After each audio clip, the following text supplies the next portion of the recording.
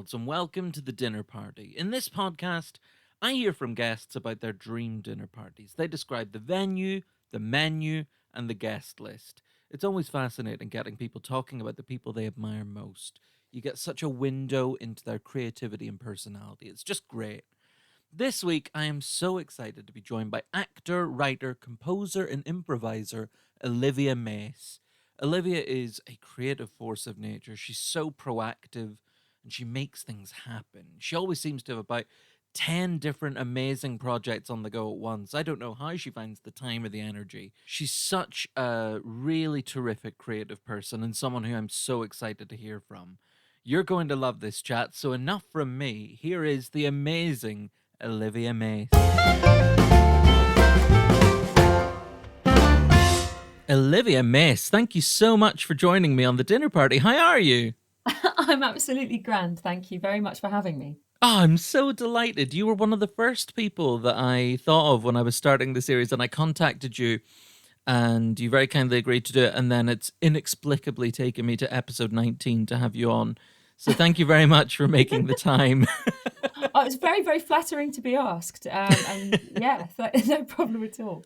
Well, you've been exceptionally busy. I mean, you've sort of bucked the national trend, Liv, of being busy in 2020.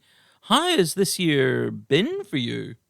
Yeah, it's weird, isn't it? I suppose well, I had a play on in Oxford, which was very luckily for us who were involved in it. It finished just before lockdown, so it finished just at the very start of March. It was my Bleak House adaptation that was on in the Oxford in the bookshop. Yeah, in Blackwell's bookshop. Blackwell's in the gorgeous Norrington room. Yes, and so that happened, and that was my first proper, fully staged production of anything that I'd written, and it broke theatre because then you wait, you write all these scripts, and all this stuff happens, and you go, I've got to play on it for real for more than one night on a stage with people who have been paid rather than begged, quick, and it happened, and it went really well, and then theatre broke, and the world crashed. So we just weren't ready for you. We needed a little pause. Yeah.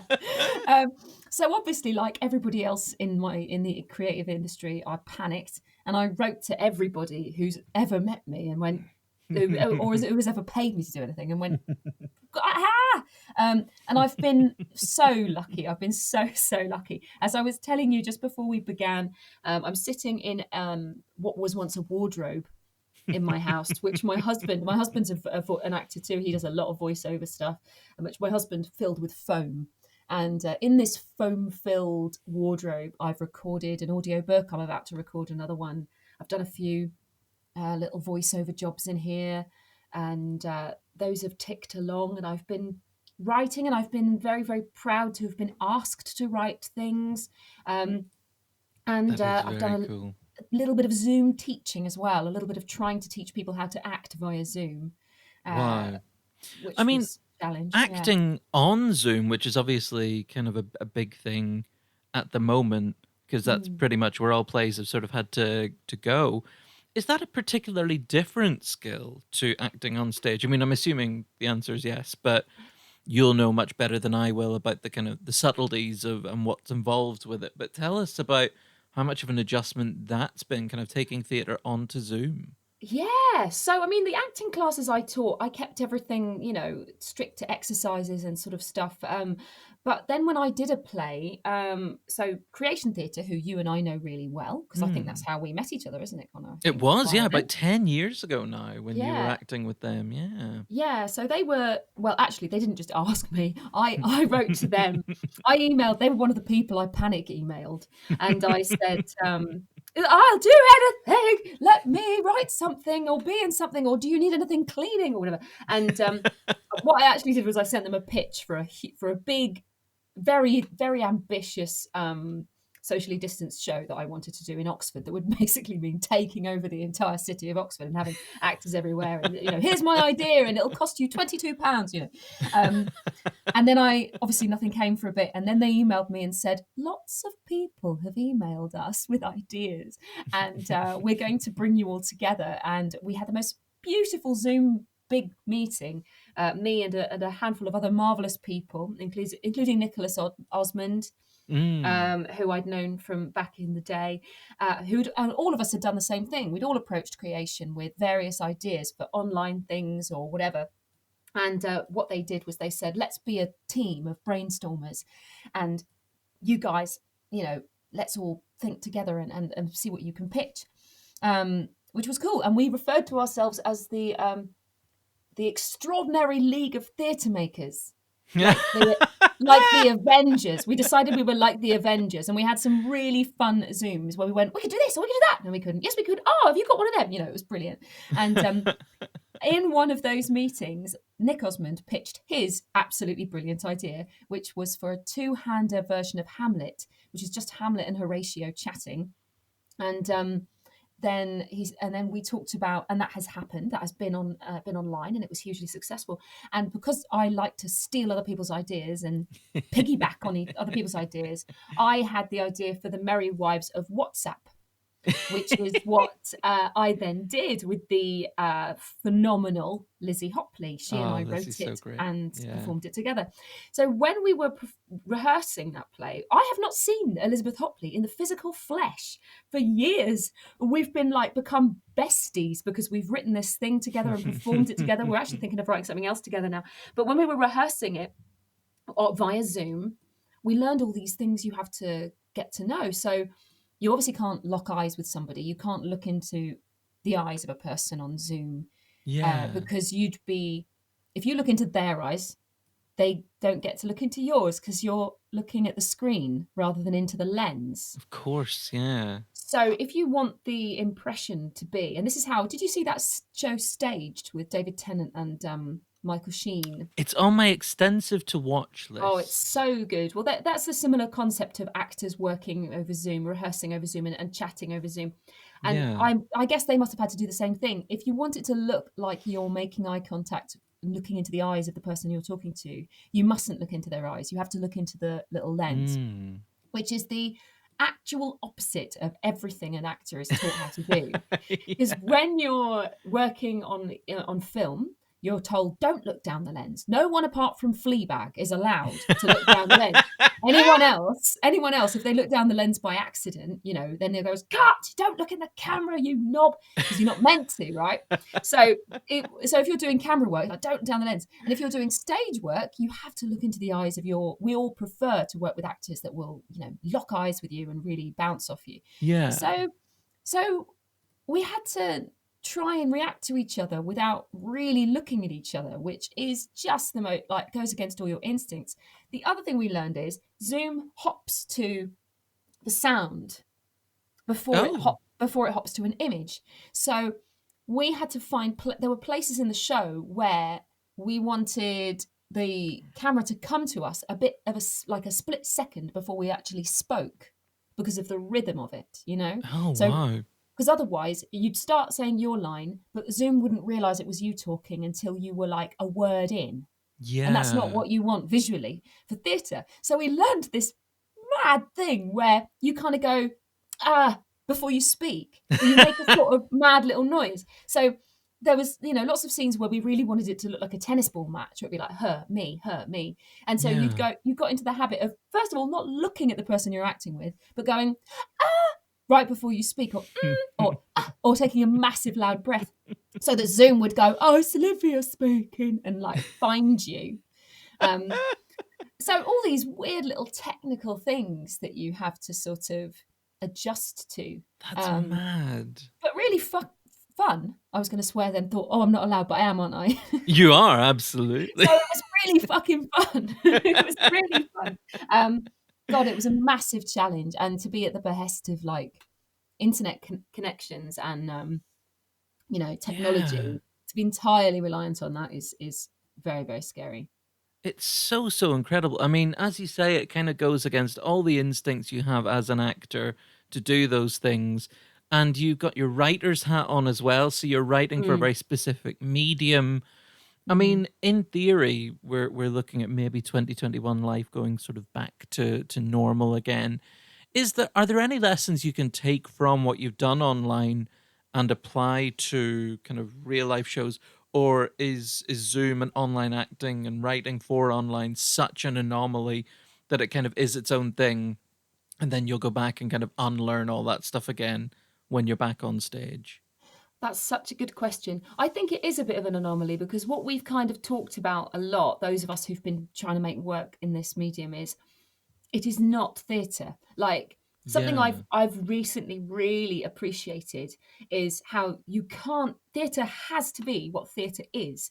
And I've seen shows that have been like live streamed, which have been magical, but they have not been theatre. Like Yeah. even the old Vic has done some absolutely banging things. Like it did the one man show with Andrew Scott and the three hander as well. I can't remember the name of any of these bloody off the top of my head. But all of these things that were live streamed from their empty theatre, it was absolutely, it was very Mm. moving. And they even put in the sounds of front of house noise and applause and things. Mhm. But there's something absolutely unique about theatre, which is that you must be present. It's about sharing the energy and the breath and the eyeballs of the people in the room. And Yeah. there's nothing else like that.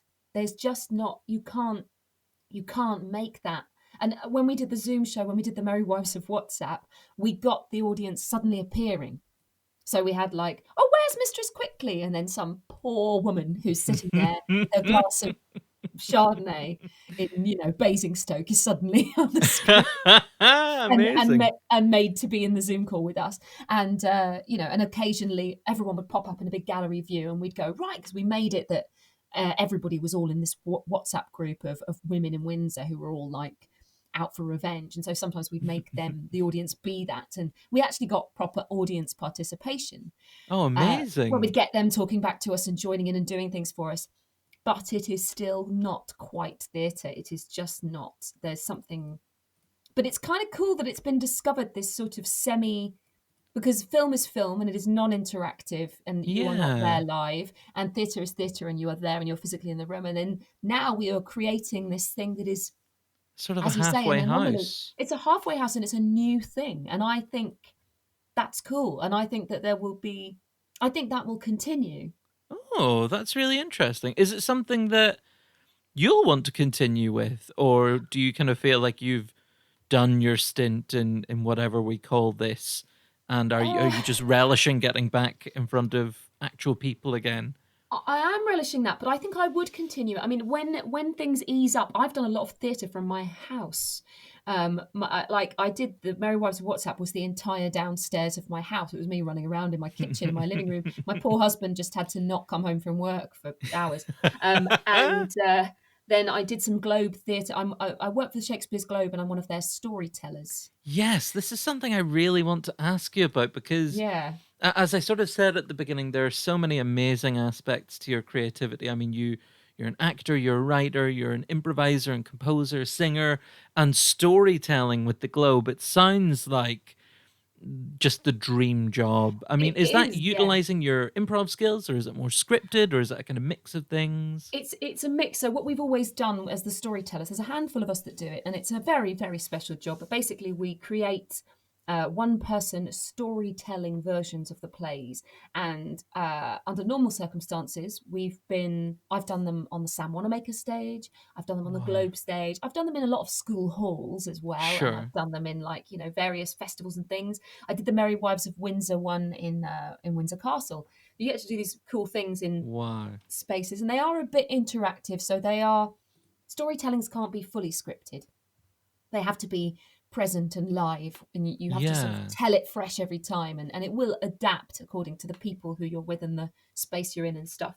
Um, and then in lockdown, we did some live streamed ones, and so the little room I'm now in, where I'm sitting in the what was once a wardrobe, is where I did those, and I had it's absolutely batty to be representing Shakespeare's Globe doing this, but I had my laptop on the ironing board. Can I say how revolutionary and vital my ironing board has been in these times? I haven't done any ironing, but because of the adjustable height, you can put devices on it. You can adjust the height. It's like having an extra tripod. It's amazing. So I had my laptop on the ironing board and a massive prop table behind it. and I was pulling all these objects out from around the camera and telling the story of the Tempest with like a little wooden boat and all kinds of things, um, Wow. and puppets that I'd made, and it, it's it was really cool, and the kids were there, and they'd be live and interactive and see you and join in on gallery view and stuff. I think if I'm lucky enough to continue to be able to make theatre, I think we should find a name for this thing that's kind of like Mm. live interactive digital theatre. Oh, maybe that's what it's called. Maybe I just named it. That's actually what it is. But if I'm lucky enough to not have to do it in my spare room with like my laundry underneath the camera and my husband sworn to silence, if I was allowed to run around like the city of Oxford, or be in a big space or in a warehouse Yeah. and have loads of different cameras, and if we could open up the cool spaces we could use. I think Yeah. live digital theatre is a very cool thing, because it means that people in any part of the world can see a show in London. We're Yeah. quite we're quite lucky, and a little bit, we're in a bit of a snooty bubble here in London, because we've got all the theatres, and Yes. oh, you want to come to the National, you want to come to London, but actually, you should be able to watch a show made by the National Theatre or the Globe Theatre from anywhere, and in this medium you can. Absolutely. Yeah, it has done so much to kind of make the arts more accessible, which I guess it's maybe fast tracked some work that the theatre industry really needs to be doing anyway, in terms of making it accessible to people who haven't got 200 quid to spend on tickets to go see a West End show. Mm. I mean, have you interacted with kind of different kinds of audience than what you're used to working with, or to in the kind of theatre productions that you have been doing before? Yes, I think so. I mean, for example, with Creation, as you know, Creation are very special in Oxford, and they've got a really loyal following in Oxford, and Mm. the same people will come and see Creation shows, and it's a Hmm. delightful thing. They've got this loyalty in their audience. But then when we did the Merry Wives of WhatsApp, we had people tuning in from America. That's And actually, mad. I know it's totally mad. And actually, on Thursday morning, Lizzie and I are going to be interviewed by some people who are studying Shakespeare at Berkeley University, California. Oh my Who god. It's so funny. Who watch the Merry Wives of WhatsApp and are, having a discussion in their class about, uh, you know, digital and online Shakespeare, and how Shakespeare's stories can be told in an online and digital form. We'd never have got Whoa. a bunch of students, a bunch of Shakespeare students from America coming to a show in Oxford before. Um, Yeah, so that's yeah, it's totally cool. And when I've done the Globe ones, I've had kids in all parts of the world that's um, really cool. tuning in to watch The Tempest, and being in India and America and different parts of Europe. And so yeah, it just means that it's accessible to everybody. Um, Yeah.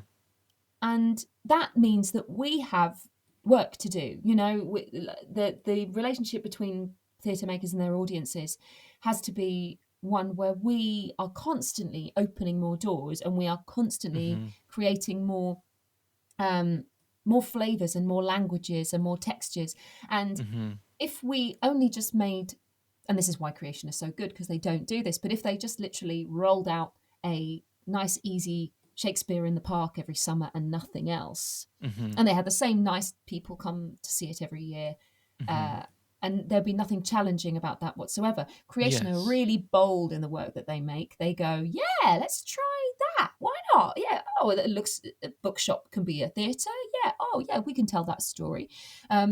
Yeah. And and then the audience are now rising that challenge even further by going, well, now Creation Theatre are making things not just for those lovely loyal people in Oxford who come every year, but we are now seeing people all over the country, all over the world, people who don't know Creation, who don't know Hmm. what to expect. So what are we going to do to raise our game and bring something to them? So it makes us rise to the challenge.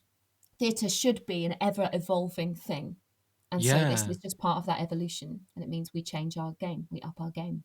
Totally. It's so hugely exciting, and I think things like even sort of simple things like the National Theatre at Home stuff that we had earlier in lockdown, a different play on YouTube every week. It was Mm, opening up that, exactly what you were saying there. It's opening up theatre to audiences who couldn't go to London to see it or to spend money on those tickets. And it must be so exciting for young people, kind of kids in particular, who are mm. seeing theatre for the first time, and they could be living in the most remote areas. They could be living in areas without a kind of great theatrical sort of culture in them.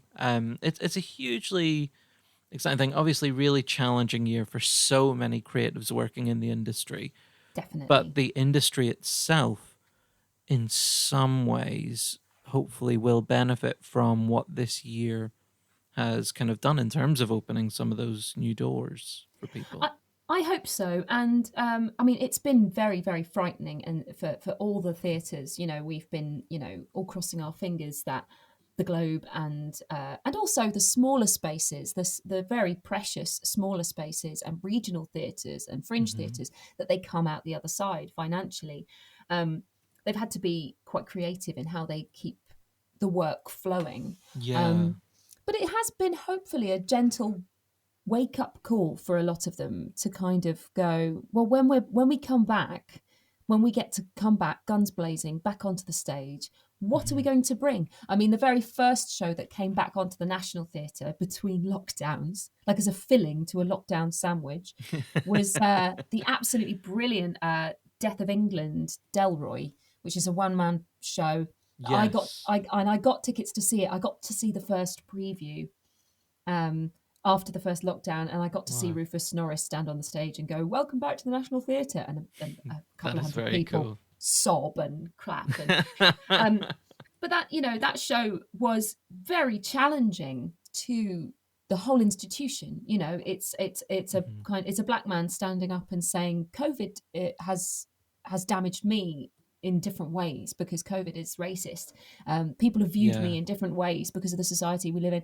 Um, and it's kind of like I think it's I think it's really interesting that that was the show that the National Theatre picked. I guess they had to go for a one person show to make a lot of Sure. things safer and easier, but they went for a show that challenged the world, that challenged society, that stands up and says there's something wrong here.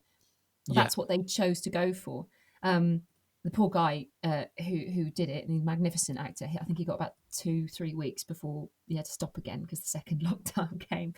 But Yeah. it's very telling what those theatres are choosing to open their doors with. It's making a big statement because we have all learned the lessons of not just in our industry, but society's been very. It's been very obviously pointed out to us where the divides are Yeah. during this, and those divides of all that you just mentioned about, the affordability of tickets, for example, is something that's always really annoyed me about theatre. Hmm. It's really made a bit, and whenever I've been to the theatre back in normal times, I used to go, a couple of times a month, and I'd Hmm. sit and look around and go, who's here? Yep, the same people are here. Yeah. The same people who Yeah. are always here are here. And you know if I'm lucky enough that I've got 50 quid for a ticket because it's my industry and because it's important to me that I see what's on, I would Hmm. often fork that 50 quid out. I would often also have to call up a mate who might know somebody and go, oh, or queue for a return, or not see Hmm. it because sometimes 50 quid is a bit too much to stump up. Yeah. That is Yeah. not what theatre should be. Theatre is something that's been made for people, by people, that's meant to be about society, about politics, about community. That's what it was when it originated, and it does make me cross. It does make me really cross when there are barriers that don't let people in there. Yeah. Um, so Yeah. yeah, I hope it Absolutely. gets shaken up a bit when they all come back. It's interesting that you say kind of that essentially that is what theater should be about society and about challenging people and about issues, and it's so brilliantly put there by you, by people, for people. Mm. Are these things that you think about when you're writing and when you're choosing a subject, and what drives you to a certain project? What's really important to you when you're choosing what to write? Oh God, that's such a It's quite a big, general question good as well. question. Yeah, but I should know the answer to it. I really should know the answer to it. It's funny. I don't know what way round ideas are meant to happen. Ideas for plays or ideas for Hmm. screenplays. They for me they tend to come up as very tiny little ideas that sort of blossom into something. Hmm. Um, but I suppose when I am writing, something that I do think about constantly is I think about a variety of people sitting in an audience, and I do think of them physically there. It's probably Mm. because I've spent a lot of time at the Globe. I've, you know, become a writer via being an actor and then an improviser, and then sort of like become more of a writer uh, as a journey. And I've worked at the Hmm. Globe in the education department and doing storytellings and workshops for a number of years now. And when you are connected to that theatre, you are not allowed to ignore the audience. That is the number one rule of Shakespeare's Globe, is that Hmm. you can't turn your back on them. They're right there. Hmm. And for anybody who understands the history of theatre, that's what it always was. It was a big circle with a lot of people who were very much brightly lit by the sun. There was no such thing as a curtain or a light shining on Hmm. the stage in darkness. They all came in the middle of the afternoon and they all sat there in broad daylight. Um, and then the stage was a little tiny space, especially if you think about the old Greek theatres, in the middle. And it was their job to talk to all of those people. That is their job. It's to talk to all of those big people within that group, there'd be a huge variety of people. Hmm. And so that gets drilled into you when you've worked in the Globe. And I suppose my challenge that I keep setting myself when I write and then when I edit is, who am I talking to now? Hmm. Who's this character talking to, and who's this character talking to? um, I make sure there's a voice in my play for everybody. I like to think that the different characters might gently be resonating with somebody who's sitting in the audience. I wouldn't Mm. write a play that's got 5 people that are all in the same exact world or an exact same place or of the Hmm. exact same age or gender or race, because you want to think somebody, you have to relate to one person in my play. So whoever's watching has to pick one person I want there to be someone in it for them. Hmm. And I also want those people to be really different. The best compliment is when people come out and somebody's going, I liked him, I agreed with him, and somebody else is going, no, I liked her, I agreed with her. And that gets Yeah. the debate going. So I suppose, yeah, the idea happens and you have to just serve it. When I have an idea for a story, I immediately start to act like, not like I've had the idea, but like the idea has had me. Right. Uh, Yeah. Yeah. and I sort of separate myself from it and try and serve it and go, what's the best way to tell this story? Rather than think, and is this clever? Am I? Because then you've become a big sort of, it just turns into Sure. a big mess. But if you kind of go, right, here's the idea and it's growing. How can I help it grow? And then I interrogate it as I go along with who's watching and who's in this play for them and who's talking to them That's really at that interesting. stage. It's a really considered approach, it sounds like, which I guess is a luxury that you don't necessarily have when you're improvising, which is another huge aspect of your creativity. You improvise a lot of music and you improvise comedy, and it's often long form and that kind of thing. I mean, it's so different in many respects to what you have there, which is your considered approach to writing and thinking, who am I speaking to? Because Mm. it's so instant and you have to do it so quickly. And I read, we were talking about Lizzie Hopley before. I read a chat that you had with Lizzie that she put on her website where you were talking about how improv kind of shouldn't be a scary thing for people. And even though so many people think, oh my God, improv, that is without a doubt the scariest thing I could possibly ever do. But what is it about improv, particularly with your sort of storyteller hat on, when you're Mm. improvising a story and you don't have that luxury of time? What is that experience of storytelling like for you, and how much does it differ from the other approach, which is the stop and think about it? I suppose I didn't really get brave as a writer until I'd done improv, when I'm writing, I apply my improv brain to it, Hmm. and I sort of just go, something's popped into my head and it's shiny and it's pinging, and so I'm just going to write it, and then the next thing I write is going to come from it, and I'm not going to worry about it. And then the next thing I'm right comes from that. And so as I write a script, it tends to be quite, I treat it a bit like an improv, and then I have the luxury of then editing it, which you don't have when you improvise. But yeah, improv kind of woke up the bit of my brain that could write fearlessly, which I was very grateful to improv for. I think everybody should do improv. I really do think, and I know this sounds wacko and hammy as hell, but I think everyone should do improv. You know how in some countries you have to do a year in the army?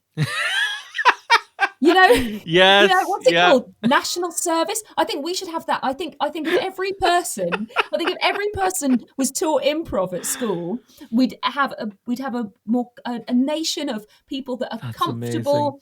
that can communicate, that listen to each other, and you have to be kind when you're being an improviser as well. You don't get to be a good improviser and not be kind, because you're responsible for the other people who are on the stage with you and helping them. And listening to them and serving what they're giving you. So yeah, I think everyone should do improv. Everybody should learn improv, and everybody should learn how to bake one thing really nice, like one The really world good would bake. absolutely be a better place The if everyone could world would be a bake. better place if Donald Trump had done improv when he was like 10 years old and learned to make a good lemon drizzle. The actual world would be a better place, and I do mean it. Yeah, improv's great, especially for brain heavy people. I was going to say brainy people, but I'm not meaning to imply that I'm really clever. But Sure. But my brain's on all the time. My brain's constantly chattering away, Yeah. and that can become quite a burden. When you've got a head that won't shut up. But when you're doing improv, you have to make your head shut up so that you listen to the other person, and then you have to let something come out, and Yes. and just go, right, listen and respond to what you just heard, and then they listen to you and respond to that, and it's brilliant. It's a golden thing.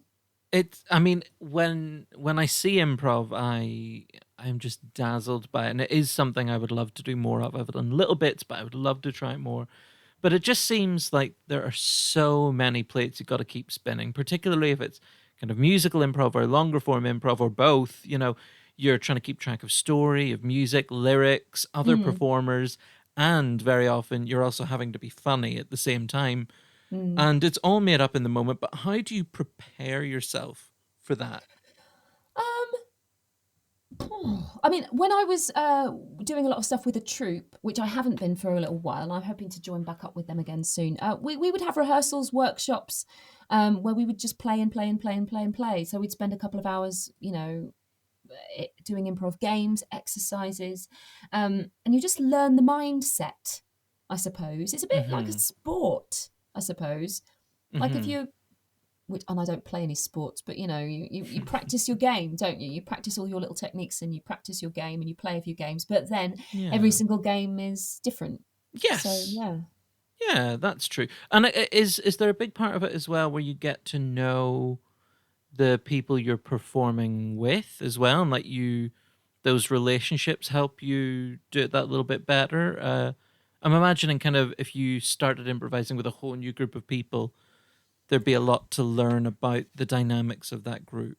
Oh, a little bit. I mean, if you're, I mean, I'm not a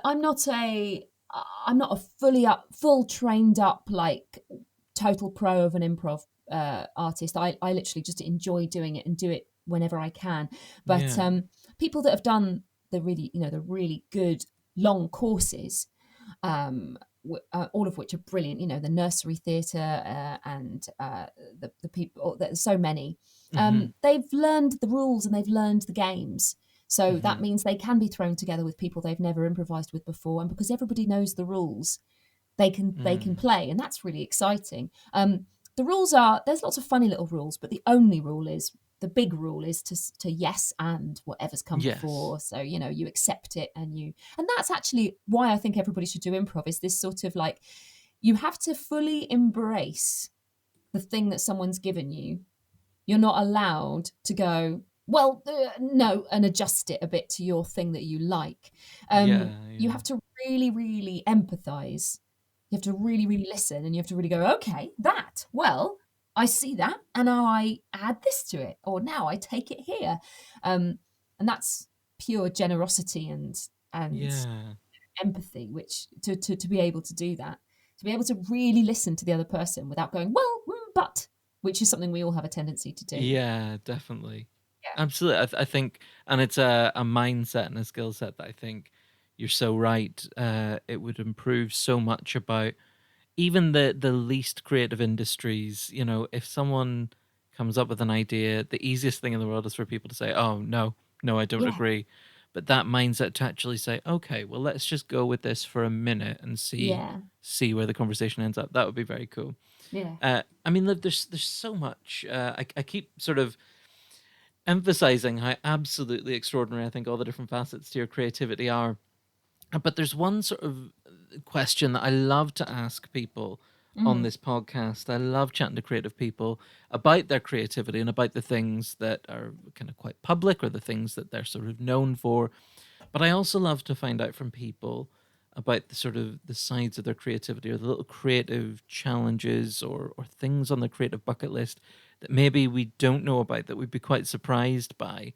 Oh God. I mean, something that came up in your conversation with Lizzie that I was reading earlier was the possibility that you might try stand up one day. And Oh. certainly between improv and between your writing and between your acting, I mean, the whole skill set is there. And you're very, Oh. very funny. The songs you've written and recorded are hilarious. Oh, Is thank that you. something we could ever see? Olivia Mace, the stand up? The only way you're going to ever see it is when Lizzie Hopley beats me up to the point that it happens. She's Because Lizzie's a really good stand-up. Have you seen Lizzie's I stand-up? have, yeah. She's She's great. brilliant. And but it's funny because I see her do stand-up and go, "Wow, I can't believe you do that." And then she sees me do improv and she goes, "What the hell? I can't believe you do that." Yeah, do you know what? I don't have a I don't have a passion for it. I don't have a sort of itch for it. But Yeah. I would totally do the experiment of it. I've had the great fortune to die on stage when I after I'd done one of my comedy videos, after I'd done my first one, um, some some very sweet people who were kind said, "Oh, you did a funny song on YouTube and we liked it. Do you want to come and sing a couple of funny songs at our gig, our little fringe thing?" And Yeah. I said yes. Now, my downside to my musical stuff is, even though I write music and I compose, I don't play anything to any Oh, standard. wow. No, no, I can't. I mean, I can sit there at a piano and go right and play like a chord to work out the harmony of something I'm writing or to check that the chord is what I Yeah. want it to be. But I can't sit and play a piece on the piano or on the guitar. So whenever I have to sing live, I have to get someone to be my accompanist, or I get a backing track. And in this instance, Yeah. I made a backing track, and I tried out a new song on these people, and it fucking died, Connor. It died a death because people didn't get it from the offset. They didn't quite get it. Now, a lot of Yeah. my YouTube stuff relies a lot on imagery. I do like videos tell the story with the song. Yeah, Um, yeah. so I'll tell you what it was, this dire joke. It was, I don't know when I did this gig. I think it might have been about 3 or 4 years ago, but it was around about the time when Jeremy Corbyn had his big wave of like love from all the millennials, and people had started the "Oh, Sure. Corbyn" thing, and Yeah, yeah. started then the descent of that began. So I think it was around, I mean, I can't remember which particular event had happened, but it was the beginning of the doubts of the Corbynistas, basically. Okay. So I wrote a ballad that was like meant to be in the style of Winona Ryder and what's that one called? Nothing Compares to You. I wrote a ballad in that sort of style Oh, yeah. called Hasta la Corbynista, right? Died a death because people didn't quite get it and they didn't quite know what I was singing about. And I did the whole thing. The problem with a song is, like, I bet if I did stand up, I'd be able to go, "Oh, this joke's not working. I'm gonna segue in this direction," or "Oh, that sketch didn't land, but this sketch will." But the song is 3 minutes long, and you've just got to finish it.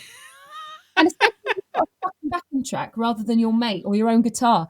And you just sang through this song, and people were like looking a bit serious because they thought I was doing a real song, a real love song. It just was. I just wanted to die. I wanted to die. God, it was so bad. And oh God, yeah, like the lyrics were along the lines of, I came to the party, like this sort of metaphor about coming to a party and the boy ignoring you is like joining the Labour Party, but then the boy isn't what he thought he was, just so fucking meta. It was such a disaster. We all write things that don't work, it's fine. But then you have to sing the whole sodding thing, and then everyone clapped politely and looked a bit baffled. And I think that was the only song I did. I can't remember if I did another one. But then it just went so wrong. And I remember going backstage, and I'd had a few mates come, especially because they were like, kind friends who were there to support me. And it was basically them and my husband as well. It was the thought of them and my husband sitting in the audience that made it extra sickening. But I just sat on these little steps in the back of the Canal Cafe Theatre, it was. The one in Little Venice. And I sat there and I thought I was going to be sick. And then whoever went on next went on. But I sat there and thought I was going to be sick and thought if Kevin, my husband's name is Kevin, I thought if Kevin wasn't here, I'd run out of this building. I genuinely would have just found the back exit and just gone away and walked into London until, the Thames absorbed me. But basically they were there. So I couldn't leave because they'd all come all that way to come and be there. So I sat there and I thought I was going to puke, and then I didn't puke. And then I thought, well, actually, that's happened. I've died on stage. That joke flopped. No one understood it. People looked a bit confused. I'm embarrassed, but I am not dead. I am not going to die. Nothing actually is going to come of this. So I'll just go and sit down with my friends and have a pint, and tomorrow I'll be fine. And it's fine. So having had that experience now, I probably would be able to give stand-up a go without thinking, oh, my life. But I mean, stand-ups get real, like serious shit. There's some nastiness in the world of stand-up. Like, you know those comedy store ones where you stand up and people like literally shout. I hate that side of it. Yeah, I really hate that kind of gong show culture. It really does. And like roast battles is another thing in comedy that I cannot stand. And I really don't think it does the comedy industry any favors, because it just, people see that and they think that's what comedy is. And it discourages people from coming out to live comedy. It discourages people from sitting in the front row of shows. Yeah. And it's lazy and it's mean-spirited. And I don't get that stuff at all, really. No, I think that, so I think like I wouldn't really want to throw myself in the lion's den. I would do it as an experiment just to see like, oh, could I do this? Could I try and make a stand-up bit, and have a go? No doubt you could. What do you think it would look like? I mean, what topics would you be drawn to? Would it be kind of character-based, or would you be very much yourself talking about things you're interested in? I think if you'd asked me a couple of years ago when I was more of an actor than anything else, I think I would have definitely said I'd do something character-based. Now, I think I would probably be me. And I think I'd probably just find one of my favourite stand-ups, who's just she's not super famous, but she's awesome, is a woman called Gabby Best. I hope you'll check her out, people who listen. I will, yeah. And Connor do. So she's really cool. She's been in a few shows as an actor, but I've seen her do stand-up. Do you know what? She did that gig that I died at. After I died, yeah. I think she was on before me, and I was like, Gabby's lovely, and then I went on and died. Gabby has a really cool way of being able to be entirely herself and just chat. And she's literally just a really funny, cool person just chatting. And those are my favourite stand-ups, the people that look like that's them, and that's just them as they're talking, rather than somebody who's energising a particular element of their characteristic, or like Billy Connolly's such a classic one, because he is you can just tell that is just the man Billy Connolly just standing there, and that's how he would be if he was standing in the pub. And those people have got an electricity and a warmth about them. So I think I'd try and be that. I think I'd just try and be me, just chatting. I don't know what the hell I'd talk about. Fun. I'll think of something. Yeah. I am excited for this. I hope when audiences are back in 2021 and you've got a bit of time and you're after your next creative challenge, I do hope to see this. I'll try it. I'll give it a go. Do it. Yeah. We're into December now. It's time to start thinking about New Year's resolutions. I think that should be top of your list. Yeah, okay. I'll try and get 5 minutes together. Yes! Yes. Brilliant. We All will have right. to get you along to Jericho Comedy to perform those 5 minutes. We would love that. Shit, what have I just done? It constitutes a verbal contract. Oh God. Liv, there's so much more I would love to ask you about, but you very kindly given up your time to tell me about your dream dinner party. Yeah. And so I am so excited to get into this. You've put together such a great group of guests. I don't believe we've had any of them on the dinner party I'm pleased before, which about is that. very exciting.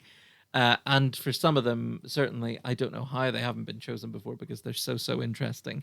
Before we get into the specifics about who would be there and that kind of thing, I would love to know what are you picturing the tone of this evening to be? The tone has to be very laid back. I think all of the people I've chosen are deliberately people who don't need any airs and graces. Yeah, I And see that. I think it would be a chilled out affair, a cozy affair, where everyone's just sitting about on comfy seats with a glass of whatever they want in their hand, and it's super relaxed. I don't want Noel Coward sitting in the corner playing for us, and I don't need black tie. It's a relaxed and homely affair. I like this. I can picture that with your group of guests. Thank I you. mean, I it hope seems so. to me like the kind of evening that's going to be fueled by really fascinating conversation. There are some dinner parties where I think it's going to be a bit rowdy and a bit mad. I think this seems like the kind of dinner party where you'll collectively set the world to rights. I hope so. Literally, correct it, fix it. Yeah. You know I that can't think of a expression? better group of people to Yeah, actually it would. genuinely take that task on. I put these people in government. I would literally have them run the country, and I think Oh, that we'd hell be a yeah. better place. Every single one of them. Oh my God, there's another podcast we need to start. Just Oh people putting together their dream cabinet. dream cabinet. Jeez, God, I was listening to Gove this morning on Radio 4, and yeah, we need Oh, a dream cabinet for sure. Christ. Yeah. I mean, just any replacement cabinet at this stage. Dream or nightmare couldn't be worse. Anything. Well, Liv, we know what the tone of the evening is going to be, but we need to know where you're gathering this amazing group of people. You could choose anywhere in the world. So tell us where you've chosen for your dinner party. I've chosen a place that I only discovered really recently. Like you and like a lot of people listening, I'm sure that you've been on some walks recently. You know, like we never thought we'd be a culture of going for walks, but now because it's something we can do and not much else, we're doing it. So I've got a mate who, up until recently, was living in central London, and he was living on his own. So every time I'd go and have a walk with him because he always lived in this little one bed flat in Soho, which we envied him. But then lockdown happened, and God, he was going bananas. So we went for some cool walks around some of the big central London parks that real Londoners, we never really go to these places, but I was Yeah. walking around them with him. And we went round St James's Park, and did you know, I did not know that there is a pelican community. So What? like a community, I don't know what the word is. They're clearly not called a herd. And I don't know what you call it. What's it called? I love a community of pelicans. Pelicans. Or, yeah, I don't know what the bloody word is. Swarm? Fleet? Thingy? So, I almost don't want to know the right answer so right let's now. never find out. But so back in some weird old monarch, we've had a few weird old monarchs with penchants. I think it was one of the Charleses. Charles II got given a couple of pelicans as a gift by some random king somewhere else. The sort of weird shit that happened hundreds of years ago.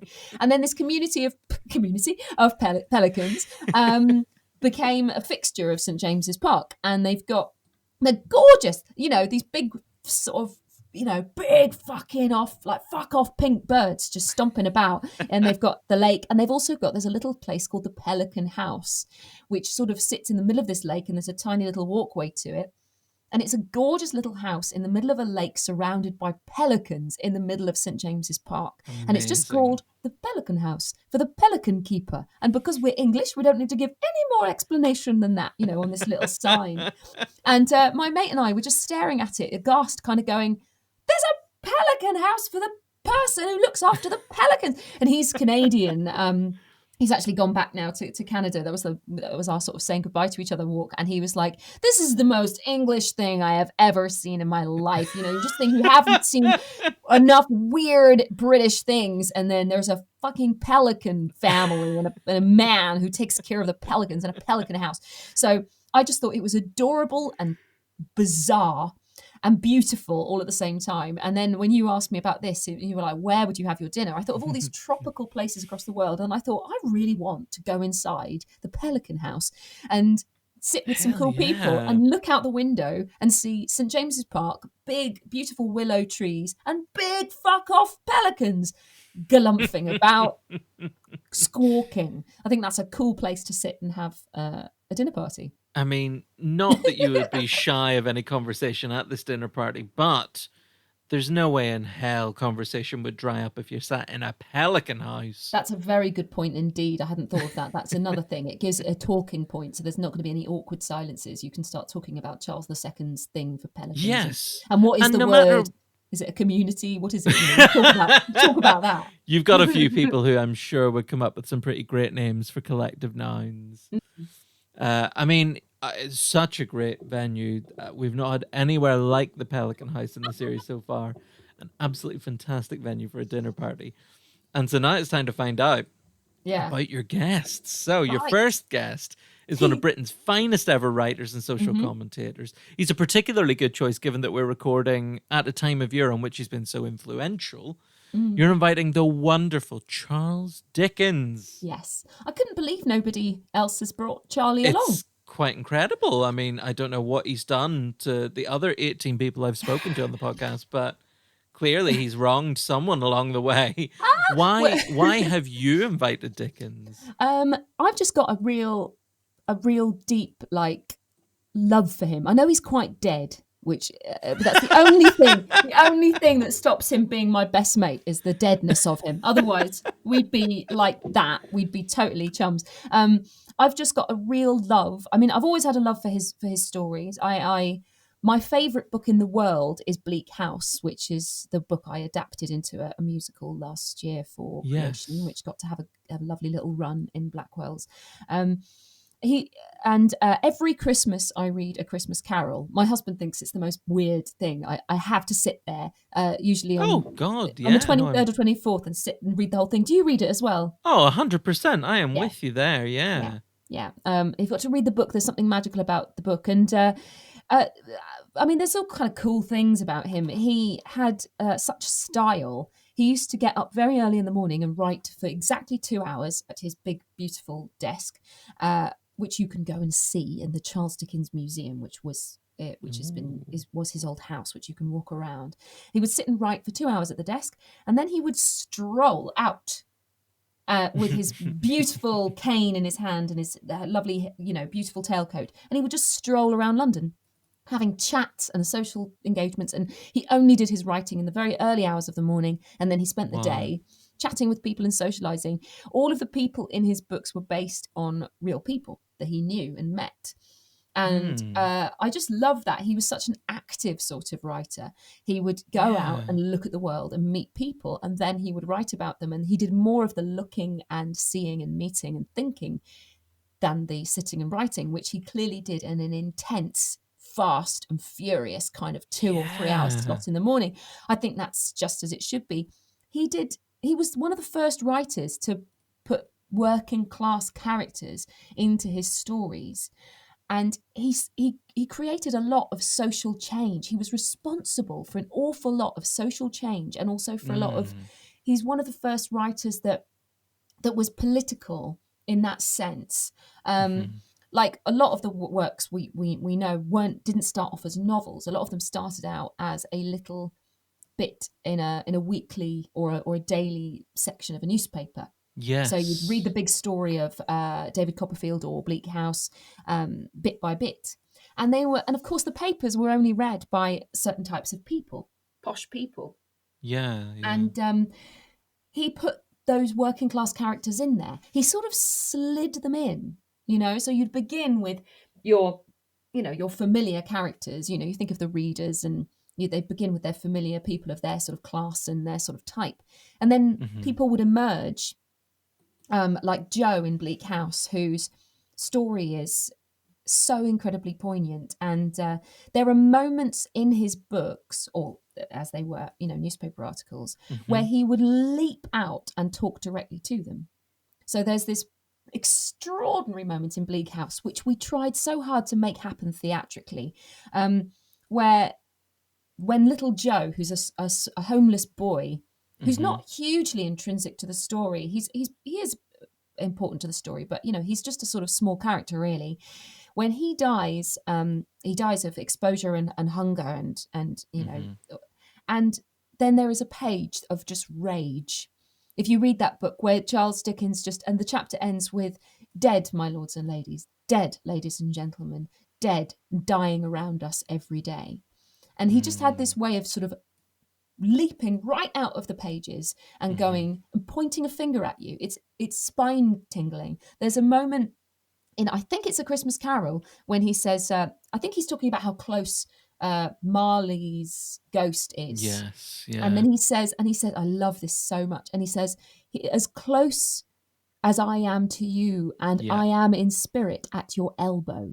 Yes. And the first time I read that, I know it's so stupid, but I cried, because it's just like Charles Dickens, who's as we mentioned, very dead. But he looks into your eyes and says to you, and he's coming out of a novel, and he Yeah. says, I am in spirit at your elbow. And there's something so specific about at your elbow. He's not like, Hmm. he's not saying, imagine I'm right next to you. He says, I am in spirit at your elbow, which I just love, because you feel your elbow kind of tingles and you go, Charles Dickens there. But that's really theatrical. And he loved the theatre, wanted to be an actor. Apparently, when he was writing, he would jump up and stand in front of a mirror and do the dialogue that he was writing for the characters in his novels, Wow. and become the character and sort of say it in character and then write it. That's amazing. It's so cool. So he was a novelist, but he made it so much more. And he was theatrical in his approach. And as many people know, he was impoverished himself for a short time when he was a little kid. He went and was in Yes. a workhouse for about a year before his Hmm. father was able to get out of his debt and come back and get him. So he lived that experience, and then he spent his whole writing life basically pointing politely or not so politely at posh people and going, you Hmm. have a job to do, you are responsible, let me tell you this story. Which I think I've always treated theatre as the medium to do that. Theatre and film and television, I've always thought it's their responsibility to point at its Hmm. viewer and go, hi, by the way, this is the world and you're part of the world. And there are, that's kind of what we're doing, and sometimes we do it really brutally in a really Brechtian, mad, shouty way. And Yeah. we're living Yeah. in a political time that makes that tempting at the moment, to kind of Yeah. just spend you could just do a play where you're just standing on a stage going, for Christ's sake! You could just do that for 2 hours. You're like, for fuck's sake, everybody! It's so weird in a time of such injustice and such pain and so much work needs to be done. And I've always thought theatre and film were the mediums to do that, but Charles Dickens really did it in his novels, and he slid into upper class society and changed things. He really changed things, Yeah. and I think that's cool. You're so right, and he's such an amazing writer. There's so many elements that make him so amazing. I mean, the stories themselves are so great and so brilliantly structured, and the language that is used is so evocative, and it's almost cinematic in places. Like Mm. I always think to that description of Scrooge goes on for about 2 pages, and it's so detailed. You get such a picture of him and of Yeah. him walking down the street and how people feel about him, and you can see in your mind's eye people looking away from Scrooge as he walks past in the street. Yeah. It's so amazing. But and structurally those stories are so brilliant because, as you said, they were written as serializations, Mm. so he always had to have a cracking ending for a kind of tune Yeah. in next week type Yeah, thing. of Is course. there Yeah. anything as a storyteller that you feel that you've really learned from Dickens' writing? Um, when I was adapting Bleak House, I really just felt like I was sort of living with the guy. It was. I mean, I was Yeah. living with another guy who's downstairs right now, trying not to make any It's noise. a very modern way of living. Yeah. It's a very. My husband's like, he was just calmly in a marriage. There were 3 people in this marriage. Myself, my really mad wife, and this dead guy, Charles Dickens. I had to, I was fully like, when I was adapting the book, I was, listening to him, and he was so. And I was trying to have chats with him in a way, not in a medium way, but you're sort of kind of going, right, well, why have because I had to cut a lot from that book because we couldn't do an 8-hour play.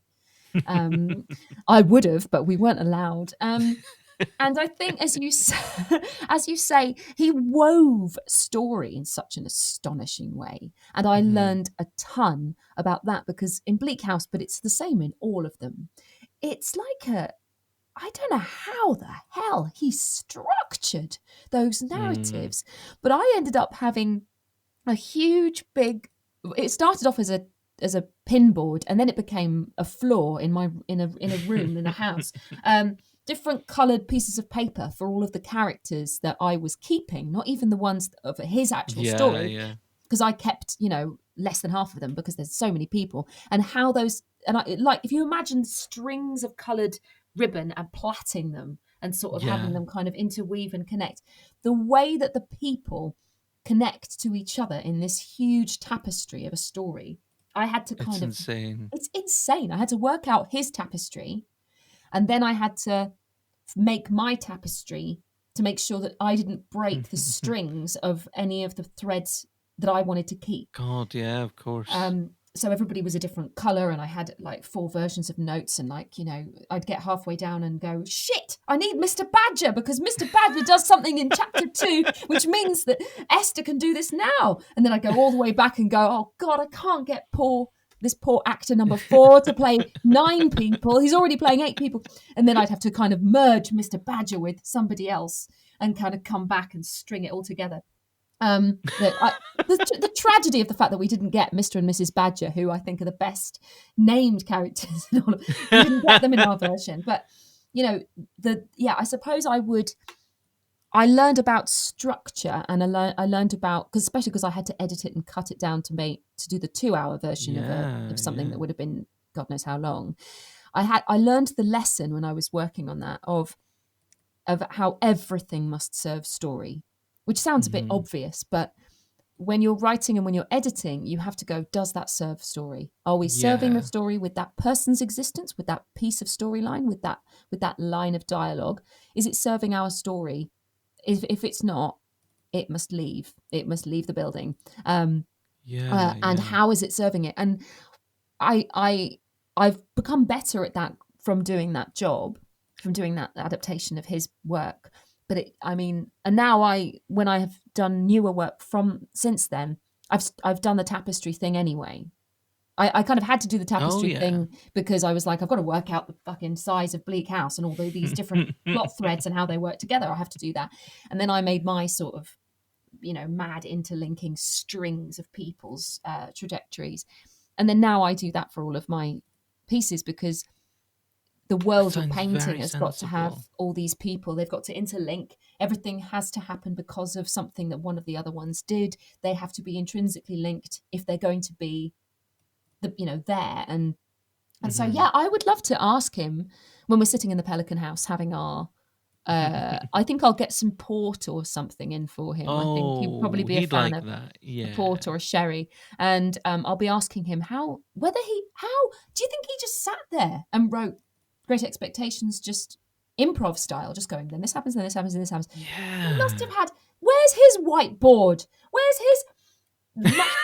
his 25,000 post-it notes all on the floor in a random looking kind of thing? If he kept it all in his head, it would be frankly indecent. I reckon he did, that is barmy. It's because barmy. in Dickens stories, like, you'll meet a character in chapter 4, and then in chapter 49, that same character will come back into someone's life, and you're just like, what the I know. fuck? Like, was he planning this back in chapter 4? But like, this is the thing, like, where are the notes and how did he do that structuring? Because, like I said, when I was sort of analysing Bleak House to break it down and see how I could edit it, Things like that all the time. You kind of go, so many times I'd go, oh, look, this funny little woman comes in. She's obviously a funny little cameo for a joke.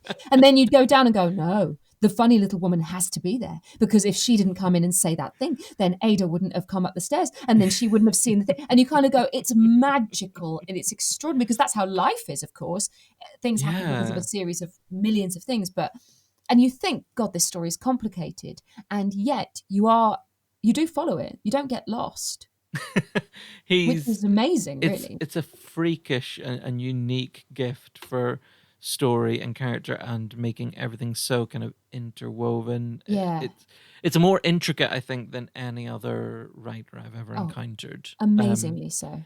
And you touched on it as well before, not just the structure of the story, the intricacy of the plots and the characters and how they relate to each other, but the actual themes that he wrote on. Mm, We're talking in 2020, nearly mm, 200 years ago. He was mm. writing about inequality. He was a Yeah. social commentator. He was talking about societal justice, all these issues Mm. that still feel like you see in the news Marcus Rashford having to bully the government I into know. feeding starving children. I know. That is like something lifted out of a Dickens novel. Is that why it was kind of prescient and important to revisit a Dickens story in 2020 or 2019 when you were writing that? Yes, most definitely. And like the austerity that we've had, I mean, this was even before COVID and stuff was even Yeah. an idea in any of our heads when I was starting to work on this. But yeah, the Conservative government, I mean, there's a fantastic poem that Charles Dickens wrote called These Good Old Tory Times. Oh, And wow. it's big. You could read it and it's you think that somebody could have written that now. It's just all about the old gentlemen all helping each other's best interests. It's all about digging in each other's pockets and not looking at, it's and it's Hmm. funny and it's cutting, uh, and it's an everlasting truth of the when the country is run by people who serve each other and serve their friends. Hmm. It's not called the Old English Tory Times. It's called the Fine Old English Gentleman. That's the name of the poem. So I've just Okay, quickly yeah. Googled it because I didn't want to tell you the wrong thing. Um, Sure. yeah, I won't read the whole thing to you because it's Charlie. So obviously we'd be here all day. It's really long. But I put a tune to it recently and I keep meaning to do something Oh, with that. wow. But I did it for my own thing, but I don't know what's going to happen. It'll just sit in my pocket until something happens where I'll use it. But it goes, I'll sing you a new ballad and I'll warrant it first rate of the days of that old gentleman who had that old estate when they spent the public money at a bountiful old rate on every mistress, pimp, and scamp at every noble gate. And it's just all this Jeez. stuff. The good old laws were garnished well with gibbets, whips, and chains. Uh, all this stuff about this, you know, cutthroat elite, protecting their, each other and themselves, Yeah. and spending everybody's money. But like, yeah, it's a Christ. Yeah. sad truth that there's a lot of things that are happening today. We've gone backwards in the last few years. Yeah. We didn't Yeah. need food banks 5 years ago, and now Yeah. there are food banks within walking distance of my house in four different Hmm. ways. I could walk to four different food banks. They're Yeah. everywhere, and that is because we are living in that kind of world that astonishingly that Charles Dickens would have recognised. Well, it's actually worse now. I mean, I read not too long ago that the wealth gap is now wider than it was when Dickens was writing. So it's Christ's sake. actually even worse now than Yeah, what Dickens was writing about and what Dickens wrote about when I was a kid, learning about Oliver Twist at school and that kind of thing. It mm, was a world away. It was, my yeah, God, I can't believe things used to be like that. yeah, And here we are in 2020 saying, God, didn't they have it good in Dickensian times? Like, yeah. it's terrifying. And I can always think of a Charles Dickens quote for everything. You know how some people can Yeah. say, "Oh, there's a Shakespeare's quote for everything," and there is. But like Yes. when that Marcus Rashford thing was happening that you mentioned, and when they voted the majority against paying for school meals, I thought of that Hmm. line from A Christmas Carol: "Are there no workhouses? Are Yeah, there no yeah. I don't know prisons? Are there no prisons. workhouses? Well, they'd better, Yeah. die and get on Oh with it and yeah. reduce the If surplus yeah, many would population." rather die. It's Hmm. just this thing of like, there are these little people and they need to this old Tory idea of they need to pull themselves up by the bootstraps, they need to sort themselves out. Yeah. So If we feed them now, they'll never know the well, value of what we're giving them, or whatever the nonsense is that they all push. the nonsense. It's just Yeah. So Charles Dickens would have recognised a lot of that stuff that's happening now. So I think to resurrect him for my dinner party, I think he'd Yeah. have a few things to say about it. I guess his first question would be, "Are the bastards still at it?" And you'd have to be, Yeah. sorry, yeah, they are, I'm afraid. Yeah. Yeah. God. He's an amazing choice of a guest, an absolutely brilliant way to start off your dinner party. And your next guest is someone equally fascinating, I think. Someone who, in your words, is an expert in everything and seems to have no specialist subject. Yeah. He's an author of books covering a range of subjects from travel to language, science, and history. You've got Bill Bryson coming to dinner.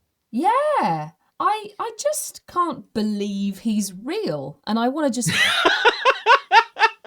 I mean, you were sort of saying to me earlier, like, and people say this a lot to me, and I blush every time, but people always go, "You do so many things, how can you do so many things?"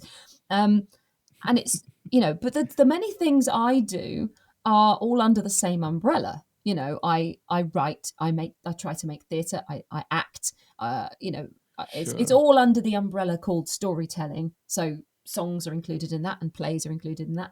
But this guy, I mean, how?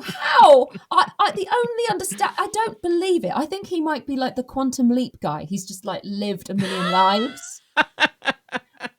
Or he's actually 1,000 years old, and he's got some sort of genetic thing that makes him, not age very quickly. But I just don't believe that somebody has the time to be. I mean, for God's sake! I mean, I found a list of all his books. I haven't read them all. I've read about 4 of them, but like, Yeah. just what? Books about language, books about travel. He's done one about the human body. Have you? That one is astonishing, and in that book, he's speaking like a scientist, like an expert scientist. Yeah. He's done a book on Shakespeare, which is absolutely brilliant. There are so many books on Shakespeare, but Bill Bryson's is the one, because he sort of does it a bit like an autobiography, but it's really detail of the world that he lived in. But I mean, for God, what? How? I have to make a horrible admission, Liv, and say that I haven't read any Bill Bryson. Well, so what am I missing out on? Oh, for God's sake. I mean, I've only read about 4 of them, and I've just gone, this is silly. This man's not real. You know, the way that people say Shakespeare didn't actually write all of Shakespeare's plays. It's like that. He just, I mean, from the little I've read about him, he kind of goes, I'm going to write a book about this now. And then he dedicates a year or 2 years just to that. So with the body, if you want one, I would totally recommend your first one to either be the Shakespeare one, or if you're not a big literary head, then the body, a user's guide, I think it's called. Excellent. And the body is just beautifully detailed explanations of how our whole body works. I have the audiobook of it. And I've been on a lot of lockdown walks just listening to Bill Bryson calmly explain how the lobes in my brain work, or how my retinas work, or how the immune system works. And he's just a genius. But I guess, and then Shakespeare is, as I said, it's like a beautiful autobiography. It's just not autobiography, it's like a biography, just explaining the life of the man and all this stuff about language. There's is it Mother Tongue is one of his? Yeah, The Mother Tongue is this amazing book about language and how language has evolved, basically how language works. They're all fascinating non-fiction books. I just need him to come to my Pelican House dinner so I can go, look, I really struggle with I love doing lots of different things. I have quite a short attention span, which is why I always have lots of different projects on the go. People think it's because I'm really clever, and I'm not. I'm not clever. I'm really I'm so flighty and scatty that I get very quickly bored, and I go, what? And I've got terribly short attention span. So I'll spend an hour on something, and I'll go, and then I'll have to spend 2 hours on something else, and then come back to it. And I get bored of things quickly. So I go, I'm gonna write a musical, and then the next day I'll go, I'm gonna, because I'm a child, who can't settle on anything. That's why I have lots of different projects going on. And also because I have yes disease. So if somebody says, "Oh, Liv, would you like to do something?" I'll go, yes. Like the way you said about the stand-up thing. I'm going to do that now, not because you asked me and I said yes. But that's not how Bill Bryson is. I just don't understand how. I don't get it. I just don't get it. He has to leave his brain to science, and he has to sit and have. I don't know what his tipple would be. I don't know if he'd be a port and sherry guy. I think we'll have to get port and sherry for Charles, and I think Bill might want a pint of an ale of some kind. Yeah, He's that does American, seem like but it's up his street. A nice real ale. he's American, but he lived in the UK for quite a bit. And I just need to go, look, how do you give your whole mind, because this is something I struggle with a bit, how do you give your whole entire consciousness to one Yeah. thing for a really long time? Because even when I was writing Bleak House, it was peppered. I spent about a year and a half working on it, but I was doing other bits and bobs at the same time. Uh-huh. Not just because of the necessity, but of like having to do jobs and work and earn money, but just because I don't think I could do that. I don't think I'd give my whole head to one thing and then another whole thing. I would love to be able to do that. And I just want to know how he does it. He sounds like such an incredible man. His biography with the Royal Society says he's driven by a deep curiosity for the world we live in. And curiosity, I think, is just the number one most attractive quality in any person, particularly a creative person. Yeah.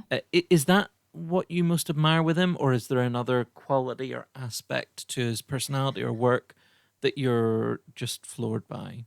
Yeah, I think it's that, and I think it's the fact that he treats the whole world as his sort of drawing board. He goes fully into to learn everything about the human body, and then to learn everything about Shakespeare. It's like there are no boundaries. And I feel that I love what the world and the industry I work in so passionately, that it's quite unhealthy, how obsessed I am with story making and theatres. But it's beyond my comprehension that I could just go, I'm going to learn all about DNA now, and I'm going to write a book about that, and I'm going to spend 2 years learning about DNA, and then I'm going to go, then I'm going to spend 2 years learning about the Himalayas and this small group of people that eat only this fruit or whatever. It's boundless. I think his horizons are limitless, and I think that's really admirable. That's what I would like to have. Yeah, it's an amazing quality. I mean, I'm sure you saw the news that in October, apparently, he announced that he'd retired from writing books. But if you had him there at your dinner party and you could pitch him one idea for one last book, very selfishly, is there any topic you would love to see Bill Bryson tackle in his way? Oh my God, what a fantastic question. Do you know, I something that fascinates me, but I'm not clever enough to write about it or learn about it, which I think he might be. I'm just looking at his list to see if he hasn't already done one, because he could well have done, but I don't think he has. Yes, it sounds like he probably has. Has. Music. I make music and I write songs, but I do it. I've always been a singer, so I just make up songs and then I write. Sometimes I write accompanying parts for them with instruments, but and I'm not very technically musically minded at all. I do it all by ear, so I'm not a musical genius by any means. I just can make good tunes sometimes, but I am fascinated by the science of how music affects us. That is something that I find like even I've got some really clever musical friends.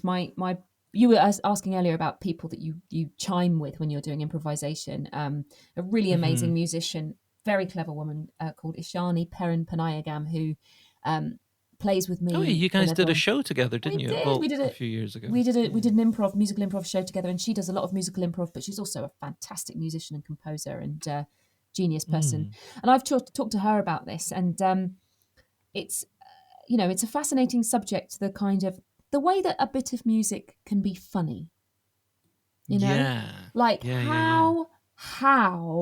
how the fuck, how does that work? Or the way that sometimes when you're watching an advert, some cheesy advert or some corny film that you're not actually enjoying, but then the music makes you cry. It fools you into thinking that there is actual substance on Yeah. screen, even when there isn't. Yeah. The way that music can make you, cheer you up, or the way that music can be cheerful, the way that, like there's something fully beyond my comprehension, something fully in the Mhm. world of, I don't believe in magic, but it's like magic. I have no understanding of how the human brain and music have evolved together in this way that we can Mhm. listen to a concerto and have all these feelings and that it can do all these things to us. I think Bill's the only person with the patience and the intelligence to discover the secret of that and write a book about that. So that's That what is I'd pitch him. such a brilliant idea for him. I mean, I think you need to start now a kind of change.org petition for one One last book from Bill. last 'Cause book from Bill. Yeah. Wow. he is just incredible. I would love to read that book. And definitely I am going to be going away, and I would love to read his book on Shakespeare. Yeah, do it. It's It sounds really brilliant. it's really joyful. I might read it again actually. I've learned a lot from it, but it's beautifully crafted. It's a great book. It's something I really love with this podcast is when there are kind of people that I'm, aware of, and I'm aware of how highly they're regarded, but I've just not really experienced the work. Mm. And I love being introduced and hearing people like you who are so passionate about the people. I had it a couple of weeks ago when I was speaking to, I don't know if you know Daniel Niels Roberts, brilliant improviser from Ostentatious. Mm. Daniel's amazing, and he spoke so passionately about Leonard Cohen, and it just made me Oh, immediately want to go away and yeah. start listening to Leonard Cohen. And I've started that now, and I'm really enjoying learning a bit more about Leonard Cohen and kind of experiencing that. And definitely Bill Bryson is someone who I Yeah. think Christmas break only a couple of weeks away. I am going to enjoy some Bill Bryson over Mm. December, I think. It's very, very exciting. Mhm. Another superb addition to your dinner party. Mhm. And in a running theme, you've got another amazing writer coming, another of Britain's finest writers. They're almost There's a all definite writers. theme. I didn't really think of This that till now. person was a poet, an essayist, and a novelist. His works are, Mm. like Dickens, more prescient than ever, seemingly. From political satire to horrifying visions of totalitarian dystopias, this writer tackled some pretty big concepts to great acclaim. You have got George Orwell coming to your dinner party. Surely someone else has had George. No I one can't has believe no chosen one's had George. George over. Do you know I why? know. Do you know why I think people might not have had George over? Is because George was famously like not super fun.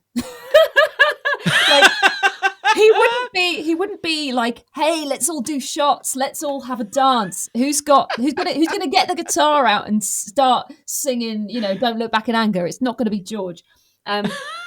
George was George Orwell, bless him. I mean, one of the reasons I wanted to have him over, I mean, apart from the fact I adore his work, I would have Yeah. desperately liked, presumably in this magic dinner party place, we can sort of travel through time and things, can't we? If these Oh, guys are going to yeah, come of in their prime, course.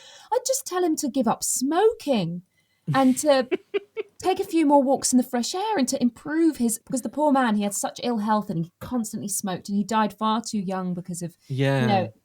and he went through an awful lot of pain, and it's really, really sad because he didn't Yeah, really yeah. get the fame he deserved until a bit after he died, really. Mhm. But no, I discovered George Orwell in the strangest way. Oh, yeah. It's so fucking odd, right? But so this is weird. This is a weird story. So I was allowed to read any books on the shelf at my home as a kid. My mum encouraged me to read books for grown-ups from a young age. So I think she put Jane Eyre in my hands when I was like Oh, 10. wow. And it took me ages to read it, but I loved it. But I've always had it's been an open door policy for the books, and I was constantly being told. I was brought up as an avid reader, so mum would be like, "What book have you finished your book? Go and find another book to read." The rule is you've always Yeah. got a book on the go, um, and I went to the bookshelf one day. I think I was about 13 years old. I think something like that. Maybe Uh-huh. that's about the age I was, which is too young really. But I saw 1984 on the shelf. Oh. And now the thing is, I was born in 1984. And Uh-huh. so that was my only reason for taking the book on. Well, because, mum goes, go and find another book. And fuck, all right, oh God, what am I going to do? You see all this boring looking stuff. And things like Bronte sisters and stuff like that don't mean anything to you when you're 13 years old. And you want something fun that jumps off the page. And none of those kind of grown-up books do. But 1984, I was born in 1984. So that's going to be a reason for me to read this book. During this time, so I started reading it and I loved it. I didn't understand half of it. I didn't really understand that book until I reread it again a few years later. But during that time, we moved house and I moved schools, right? And I went to my new secondary school, and it was literally day one of my new secondary school. And we were in English class. And I'm 13 years old, so what's that, year 8 or year 9 or something? Mm-hmm. And everybody's doing book report things. So people are taking turns to stand up and stand in front of the class and talk for 10 minutes about the book they've read. Mm-hmm. And they're all doing that. And they're talking about things like, I don't know, the Babysitter's Club, or a role, or one of the more grown-up Roald Dahl books, or things for 13-year-olds that they've read. And then the teacher says to me, you don't have to do this, Olivia, because we understand it's your first day. And I was like, I don't mind. And she said, do you have a book that you've been reading, because you've just moved schools, or do you have a book you want to tell us about it? And I was like, okay. And I stood up and told everybody about 1984 by George Orwell. And my God. I don't know what the thing is. This all sounds really like the story of a child prodigy. I was not a brainy kid at all. I loved reading, but that was the only thing I was good at.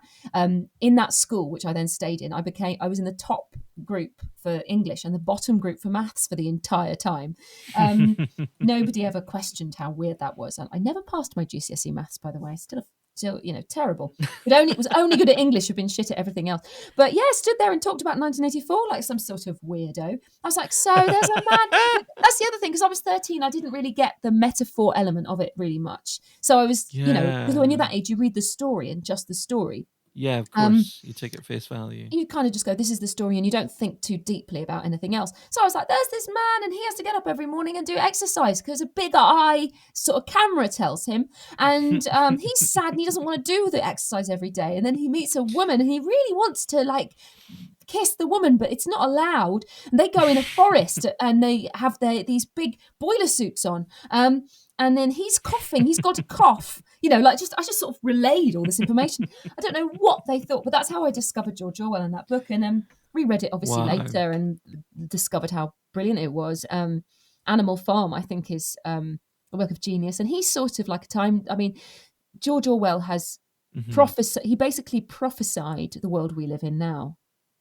Yeah. So that's why I think it's worth digging him up, or however you. How are you getting these people back from the dead? Are you doing this responsibly, Connor? Oh, I didn't realise I would have to go out and get them. But I guess you organised this whole thing.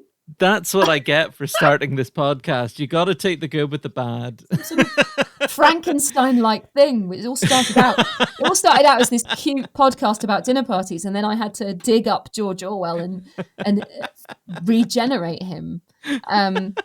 So after no one else has gone into it in that much detail. Well, now I think it's important that we solve it. When you bring George Orwell back to life, however you do it, and hopefully he'll probably be in a bit of a bad state, having been underground for as many years as he has. I imagine so. He'll be ready for a drink.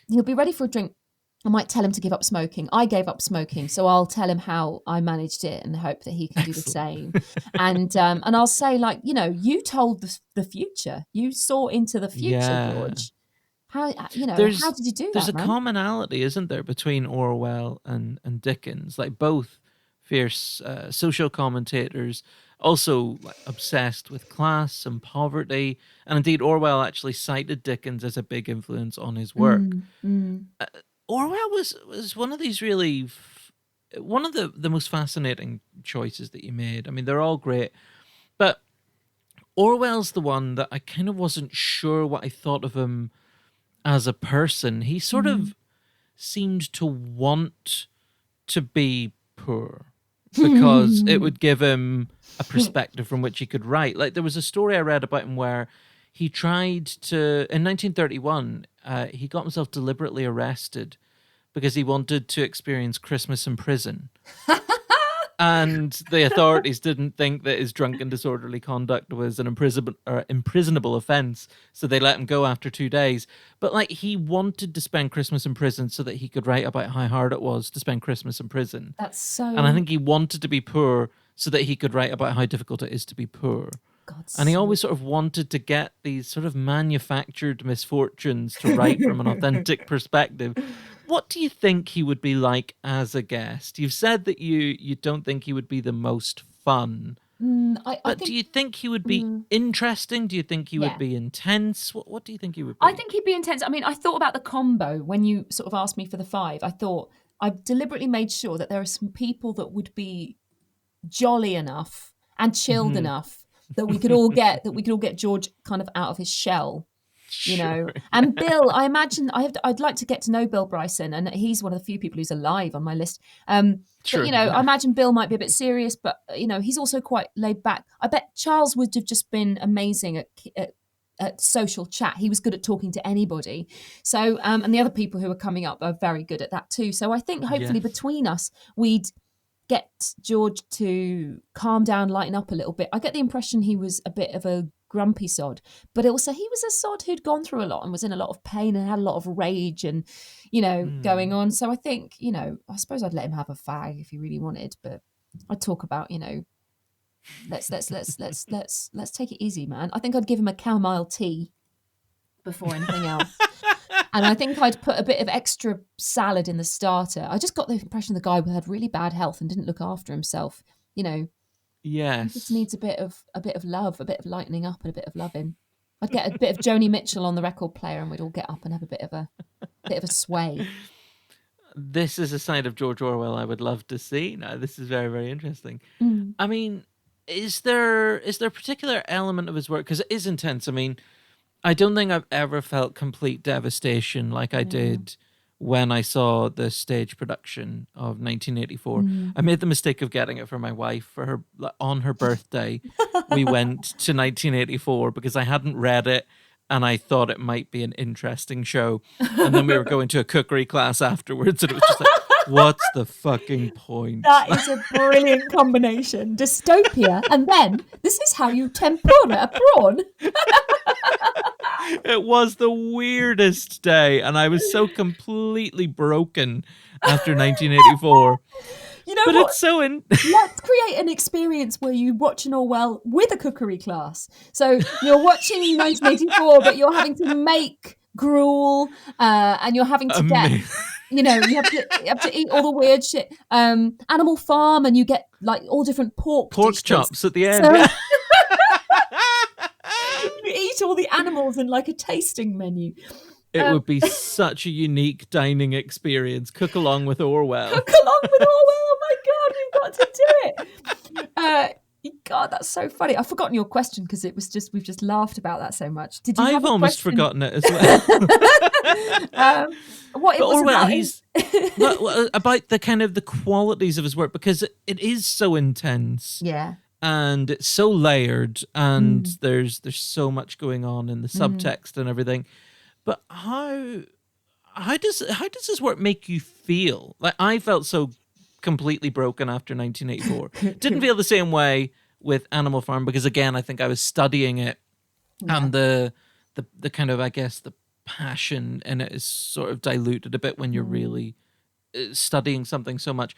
But when you engage with Orwell's work, particularly now as an adult, like, what does he make you feel? I think there's a presence and a nowness. Nowness, there's a word that I've just coined. There's probably a really good academic word, but I'm going to say nowness. I like nowness. And commit to it. Even though, obviously, that he was writing when he was, but it seemed always, everything was sort of slightly futuristic. There's a very much I'm talking to you right now vibe. Not dissimilar to Charles's I'm at your elbow thing, but almost a bit, even though, and he was always brave enough to, I think I've learned as a writer from him, I've learned about the story being served is more important than what stories traditionally are. So he's not afraid of an ending that happy. But whenever I've reached the end of his books or his essays, I felt like jumping out of my seat and running really fast towards, the world. It's kind of like it's like a launch pad. There's so much rage. Like, I read The Lion and the Unicorn essay recently. It's really weird. You were saying, how do you find ideas? And I had a bit of a lull of going, I want to write a play and I haven't got my idea yet. So I sort of cast a net out to find random things to inspire me. And I read this essay, The Lion and the Unicorn, and on a very odd trajectory, it did help me have an idea for the play that I wrote. But it was, he starts saying, as I write, highly civilized human beings are flying overhead trying to kill me. He'd written the whole essay during the war in the 1940 or 1941. He's writing it, and there's an air raid going on. I think there's planes flying above him as he writes an essay. And it's a furious essay about what's wrong with our country, and it could be now. It could be now. And it's a very call to arms kind of thing. It's less pretty than Charles Dickens' thing. I mean, Charles Dickens was an entertainer first, and we talked about how theatrical he was, and his characters were funny and warm and beautiful. I haven't read as much of George Orwell's work as I would like. The ones that stay strongest in my mind are Animal Farm and 1984 and that essay. I have read other things, but not so recently. And he's not asking you to like him, and he's not asking you to like his characters, and he's unapologetic. And I think that's from the point of view of as a writer who's got a literary agent who wants to get work and wants to get employed, I think that's really stupid. I sent a taster, like a one pitch idea, to my agent recently. The way I tend to do it is I write a 1-page pitch and I go, shall I write this? And then she goes, yes or no. And her feedback was, I don't like any of these people. We've got to like some of these people. And she said, we can't do, there's a lot of rage and sadness at the moment, and let's look for things that aren't just rage and sadness. He was not afraid. He wrote precisely what he wanted to fucking write, and there was a lot of dislikable, unlikable things. His protagonists are not always very likable. You kind of care deeply for them. You care for Winston. I cared so deeply for Winston. My heart broke for him, but you don't like him. No, that's a good point. And I've always wanted to do that. I've always tried to nail in new original work I've done, the protagonist that we don't like, that we care about, but we don't like them. He does that really, really, really well. Such a ballsy thing to write someone who, isn't ultimately likable. And I mean, he wasn't afraid as well, even as a journalist, to like ruffle feathers. Like he had a falling out with H.G. Wells over dinner one evening about comments that he'd made about H.G. Wells in an article, and just refused to apologize for. Nice. So like he quite it was quite open that he was sort of a bit of a philanderer. He cheated on his wife, and then after she died in 1945, he proposed to at least 4 other women, and this is someone who died in 1949. So like 4 more proposals in 4 years. So as a person, he's the one person at the dinner party who I think it would take the most effort to like him and get on with him. I mean, what kind of behavior would you expect from George Orwell? I'm really curious to know. That's one of the reasons I'd invite him. I would expect, I could be wrong though, that he'd be pretty quiet, and that he'd be, he'd require bringing out of his shell a little. But I also think that he would not be polite, and he would speak his mind, and he'd join in if he was, and I think as I said, I think some of the other people who I've invited would be good at asking him the right questions, and, and get it. But no, I think he'd be cool. I think it'd be interesting.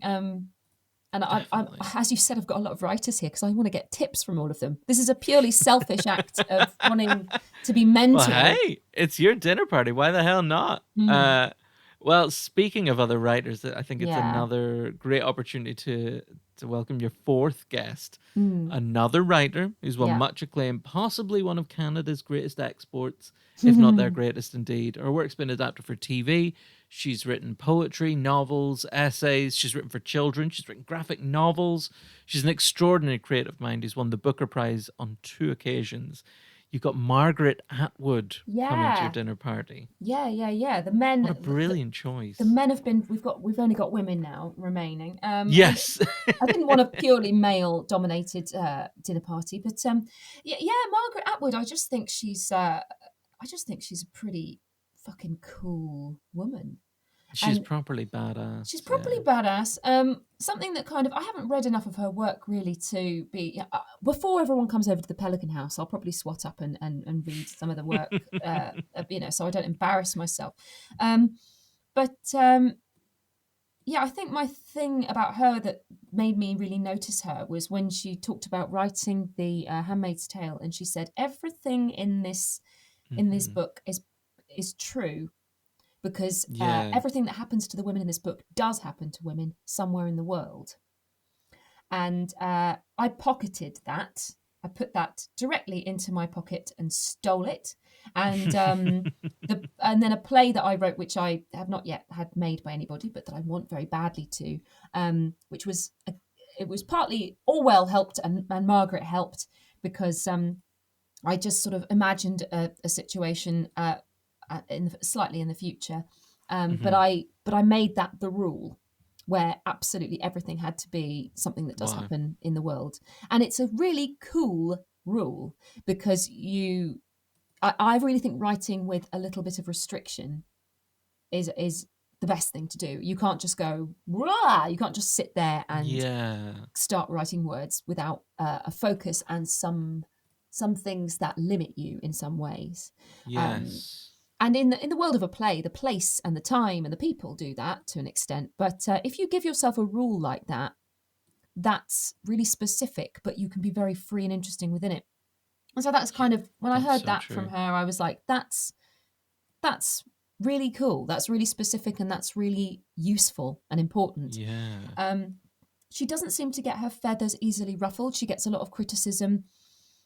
She had to share her Hmm. Booker Prize, Yes. which I still don't know how I feel about. Those two women, they should have just picked one of them. It really Interesting. annoys me that. I just don't know why. It just really pissed me off. It's like, why can't, that's not the point. You don't, that's not the point. I don't have a Booker Prize then. If you're going to go, oh, let's both of them have it. No. And she would have been fine. She wouldn't have minded losing at all. It's just really, really silly. That really annoyed me. She doesn't seem to get her feathers ruffled by anything. Um, she, She's it's just cool. She's a cool woman. Just cool. she is very, very cool. She speaks so interestingly about the genres of her work and about some of the labels that are attached to her work. She often rejects the idea that her work is feminist. She Mm, prefers to use the term social realism. mm, mm, um, in some of her work where she, like Orwell, seems really obsessed about speculating about what the future might look like, kind of technologically and societally. mm, But she rejects the term science fiction. She prefers to use speculative fiction mm. because she believes that things she's written kind of may be possible in the near future. Yeah. Um, she seems like almost as interesting a person to speak to about the not just the content of her work, but Mm. about the motivations for her work as well. And you mentioned this when you sent me over your list. You had a very specific question about what motivates her. Yeah. Yeah. Yeah. I think, yeah, I would find it really, really interesting to talk to her about where she begins. She Hmm. seems to have a real specificity that I, don't have. So my other half's always sort of telling me this is the opposite of what I was saying about Bill Bryson earlier. I was like, it would be amazing to do everything, and now I'm going, wouldn't it be amazing to do one thing really well? It's like my other half's always saying like, what do you do? You have to pick one. You could, and do that really well rather than doing, you know, oh, a song here and then a show and then Sure. a play here and then a totally different unrelated sort of thing here. But it's because, as I say, I'm sort of magpie like. with my things that I find exciting, that I want to go for. Margaret Atwood just seems centered and grounded and specific, and she's done that thing which a lot of women writers do really well. Hilary Mantel's done this really well. J.K. Rowling did this really well, of kind of going, this is my very long journey, and I'm going to see it through in detail to the end, and it's specific, and it's inspired by truth. And she just has that kind of. I'd like to know if she woke up one day as a young woman and went, I'm going to write this, and it's going to have this long journey to it, in the way that the Testaments has carried on from The Handmaid's Tale, and all of her poetry. It's funny that she doesn't call herself a feminist. We don't have to agree with politically and on terms of things like gender and feminism with all the people that we have at the Pelican House for dinner. If George Orwell's going to get pissed off with somebody like he did with H.G. Wells, we can just go, guys, why don't we go out on the balcony for a few minutes and look at the pelicans? Because that's very soothing, and you can't be having a row about what feminism is or social change.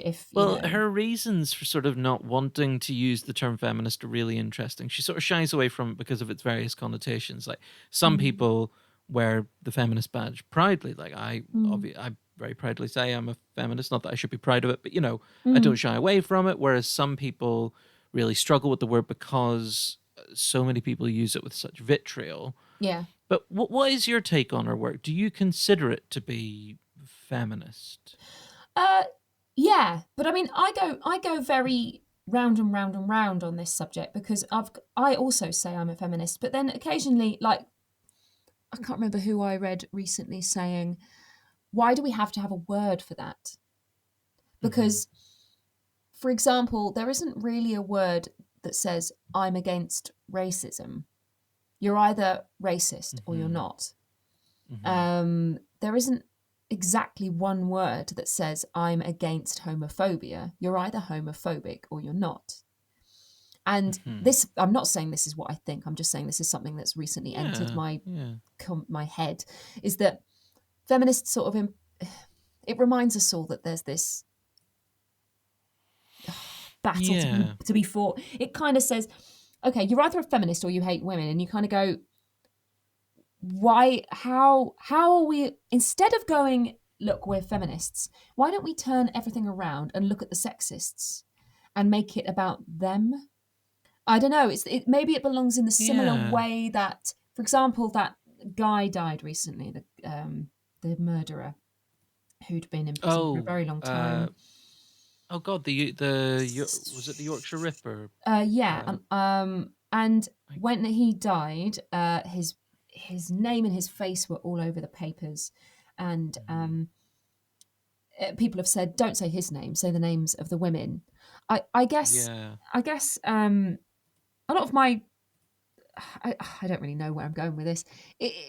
It's tiring. Being a feminist, being a woman is tiring. And something that really spoke to me about The Handmaid's Tale, obviously it's set in this slightly futuristic world. All the things that happen to the women do happen. But to me, it resonates with that thing of, it's exhausting. It is exhausting being a woman in this world. My version of The Handmaid's Tale was the video I did called You Know All the Signs, which is about a woman being pestered in a pub by a man, because I don't have quite the intellect that Margaret Atwood has. So instead of spending years on a clever, huge thing, beautiful written long narrative, I made a video in a pub in Streatham, which you can find on YouTube now. It's exhausting. It's exhausting constantly having to justify all of your achievements in correlation with your gender, and it has. There's a rage that is impossibly hard to articulate. The play Amelia that was on in the West End last year, which really articulated that well, all about that kind of that astonishing fury that we feel, that's come from years and years and years and years of having to fight for our place. of having to Yeah. fight for our bodies. Morgan Lloyd Malcolm wrote that play, by the way, Amelia, and you can still catch it on a stream, I think, online. Oh, It was on okay. at the Globe and then it was on West End. There's a lot of work that comes, particularly in the theatre recently, that's come out of female fury. We're just so sick of it. We're just so Yeah. angry. Yeah. Because of all the years of being told to be quiet and told to be calm. And so if you say I'm a feminist, there's a million things wrapped up in that, and Yeah. that fury is there, and that Hmm. fury is really uncomfortable for a lot of people, women and men. So some of the people that say I'm not a feminist are saying it because they're uncomfortable with that. They're uncomfortable with the real rage that I Yeah. fully feel. That I used to think the burning the bras thing that happened in the 70s was funny, and then in the last sort of 4 or 5 years, I've fully understood it. Yeah. I fully lost my shit at a man who told me to smile in the street once. He must have thought I was Oh Christ. mental, but he went. I think he sort of told me to give a little smile, and I went, "Why?" And I said it like and it was like a banshee came out of hell and came through my throat and reached out and murdered this man, and my eyes went aflame, and I got a proper rage. The rage that is triggered by something like that. I can't even, and I'm not quite Yeah. old enough to be menopausal yet. But this, a lot of people are uncomfortable with that rage. They associate the word feminism with that rage. I don't associate it with that, but I do feel I'm so fucking sick of having to. I'm so fucking sick of this Yeah. conversation. Do you know what I mean? And so I wonder if Margaret Atwood feels that. I'd be really interested to ask her about that actually when we're there. And also, we'll be Yeah. there with a lot of men. We'll be there with men who are better and worse with women. For example, Bill Bryson. All of his stuff is nonfiction. Hmm. George Orwell had quite a masculine angle on a lot of his writing. I think Charles Hmm. Dickens was one of the best men to write women. I think he wrote women better than a lot of men can. Um, Yeah. and the woman of Bleak House, Esther Summerson, became the centre and protagonist of my version of it. And I was in huge admiration of how well he wrote that woman. Not all men can do Hmm. it. Hmm. Margaret Atwood's work is very feminine centric, and she's written a whole variety of stuff. But I'd be interested to talk with her about what she thinks that word feminism means and how the Yeah. female story needs to be told. And I think she and George would have a really interesting chat about that. I bet they would. It's hugely fascinating, and as you've said, that rage and the resignation and the exhaustion that accompanies the fact that these things are still relevant. Mm. I wonder how she would have felt.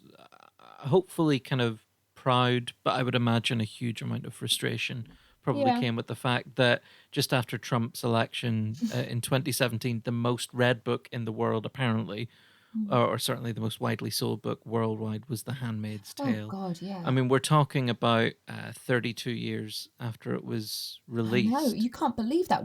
I frequently forget that fact. Yeah, Um, it was the most read book after Trump's election. Testaments obviously followed it. mm, Apart from the taking away the sort of depressing reality that accompanies the fact that that book was the most read for that reason mm, and for mm, the kind of rise in sort of populism, misogyny, mm. it's quite an extraordinary skill to write something Yeah. that is as prescient, if not even more so, 32 years after you've actually written it. It's like that Orwellian thing of almost being able to see into the future. Margaret Atwood has that same Mm. vision and timelessness in her work. I mean, Yeah. you can't really teach that. No, no. I find her just extraordinary, and I would like her to teach me. Yes. In the Pelican House, I would like her to give me a short workshop, a short tutorial. That would be quite something. She's and so modest One, and so calm. I'd like to be as modest and calm as her. she's just got such a brilliant brain, which is a Mm. really basic way of saying it, but Yeah. she really does have such an extraordinary mind. I mean, I love. I'm not very familiar with a lot of her work actually, but I Mm. love reading about the versatility of her work. I mean, I mentioned some of the stuff she's been involved with, like graphic novels, writing for kids, Yeah. essays, adult fiction. She did. I've got it downstairs on my bookshelf. I hope to get to it very soon. The adaptation of The Tempest, which I'm sure in your storyteller globe capacity you would love to read. I think it's Mm. called Hagseed. But she's just got such a brilliant variety, and there's a kind of I don't know, so many different perspectives to her creativity, and she Yeah. seems like such an interesting person. Is there an aspect or a quality in her work that you particularly prize? Um, it sounds so funny, but class. She's so classy. Like, Yeah, yeah. her poetry is.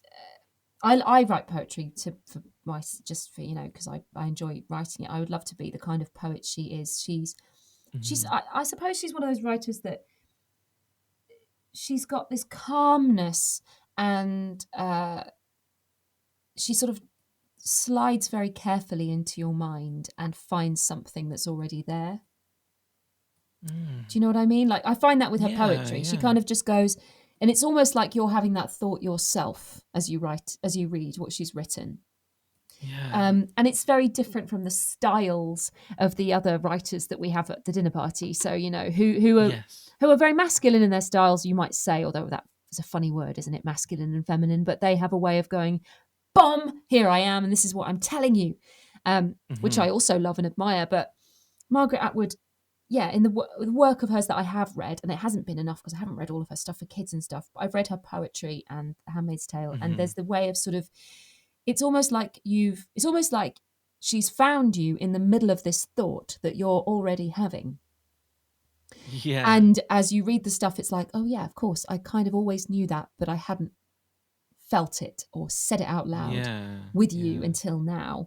Um, and yeah, I just find that so damn classy and so damn cool. She's just got this cool, soft, calm, yet at the same time incredibly strong energy, which I dig because I would Yeah. like to be as cool and classy as that rather than sort of all bouncy and all over the place and and jumping around the way that I am.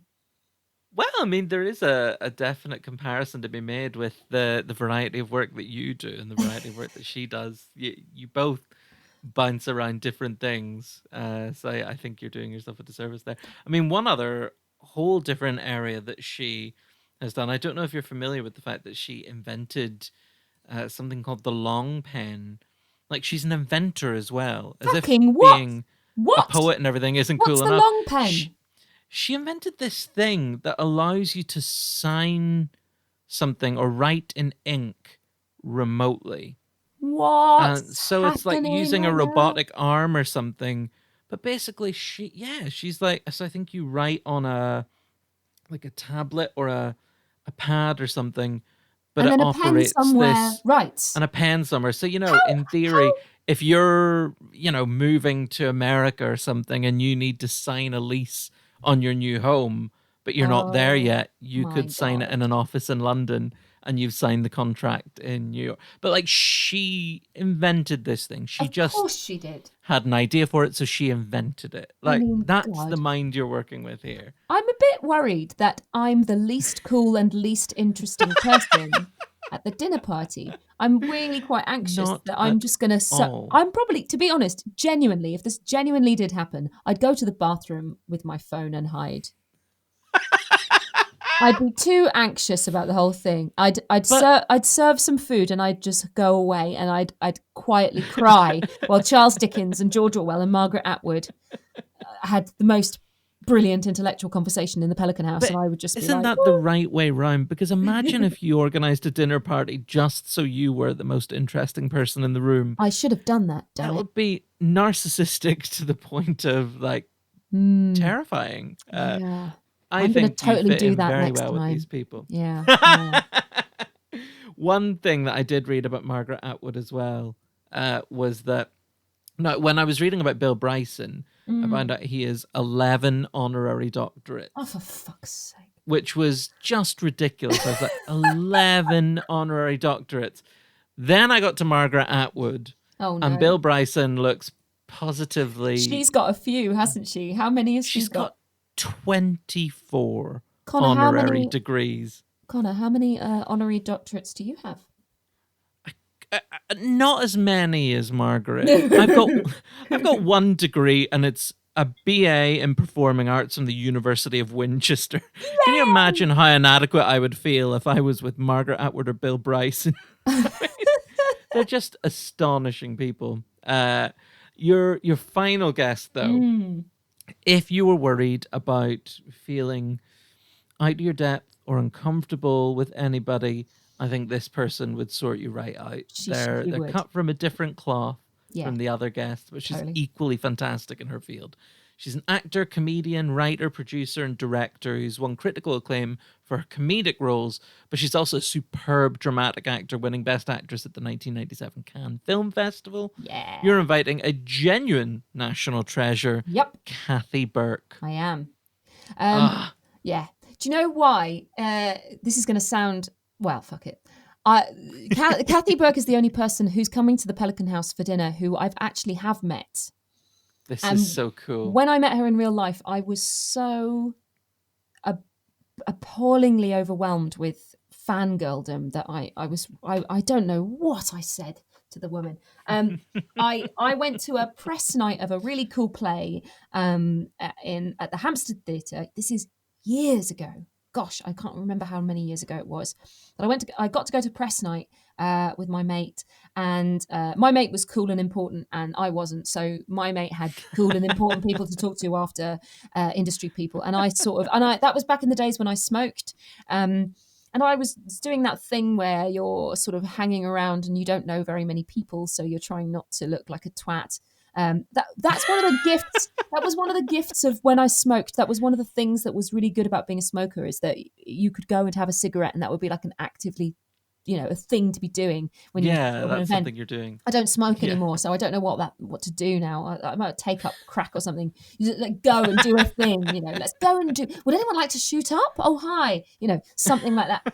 So I went out and had a cigarette, and stood around grinning, and somehow, I don't know how it happened, but I ended up in a conversation with a couple of people that included Kathy Burke. I think somebody knew somebody, and somehow we're in the same little circle of people.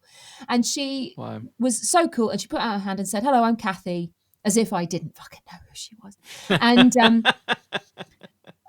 this was back when I was being an actor and not doing great at that. I was just auditioning a lot and not really getting work, and feeling very down about it, and feeling very lacking in confidence. And I'd written one play which had gone to the Edinburgh Fringe and bummed it, and just been like a bit of a expensive sort of shame. And it was fun, but we didn't, we barely made any money, and it was all a bit, And I was just sort of thinking, I wish I could be a writer. I spent a lot of years going, I wish I could be a writer. And it took me a really long time to go, oh, I could just write something and do it. Like it took me ages to do that. So I was being an actor and blah. And so I got into conversation with her. I'd had my last cigarette. She gave me another cigarette. We just sort of, she was just a cool person who just, and she asked me about, and I somehow mentioned this play, and she just was sort of like, oh, you're a writer, get out there, write some stuff. She was just very cool, and sort of said, oh yeah, what you do is and I have no idea why she was so kind to this random person who she met through somebody else standing outside a theatre having a fag in North London. And she sort of said, oh, you should get out. What you do is you try and get a literary agent, and this is stuff that I should have known, but I didn't know. I just sat there going, oh, I wish I could be a writer. I didn't think about it. And she went, yeah, what you do is you get a writing agent. You send them some scripts, and just put yourself out there. You've got to shove yourself at people, and it'll happen. And then we also talked about the play and other stuff. And I think the chat I had with her was a few minutes long. And she let me bum a couple of cigarettes off her. And I just remember thinking, that's so fucking cool. She did not have to chat with me. She didn't know who I was. She's an incredibly, whenever I've listened to her being interviewed, as she's just a real, it sounds so stupid, she's a real person, but she really is. And really, really is. Yeah. She's a fucking good actor. Really fucking good actor. Incredible. And she came up with the generation of actors that through youth theatre and through community-based theatre, with a lot of other, I think Gary Oldman was one of her contemporaries, with a Yep. lot of, from a mixture of different kinds of ordinary middle and working class backgrounds. Um, Mm-hmm.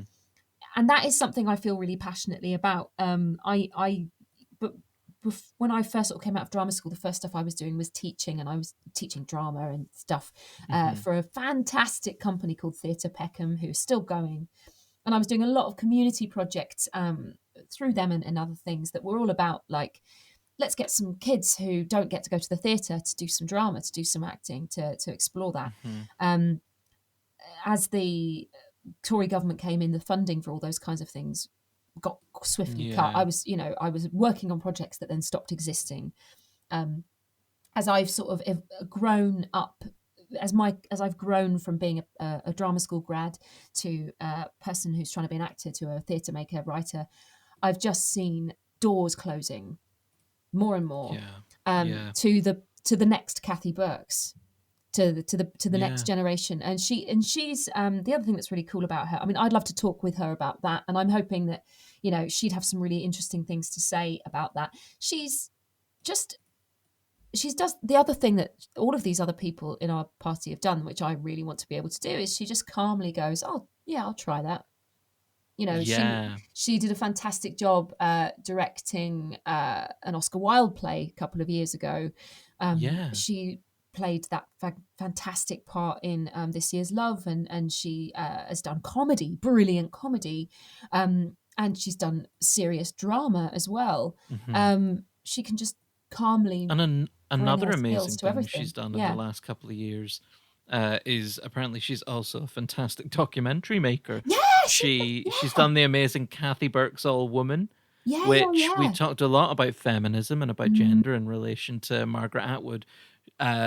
Surely they would, the three of you, all six of you rather, mm. would have an amazing conversation on that area, and Kathy Burke would contribute so fantastically I'd to be that. so interested to have the feminism conversation with Margaret and with Kathy. We're all on a first name Yeah. basis, aren't we? Me and my friends in the Of Pelican course. House. Yeah.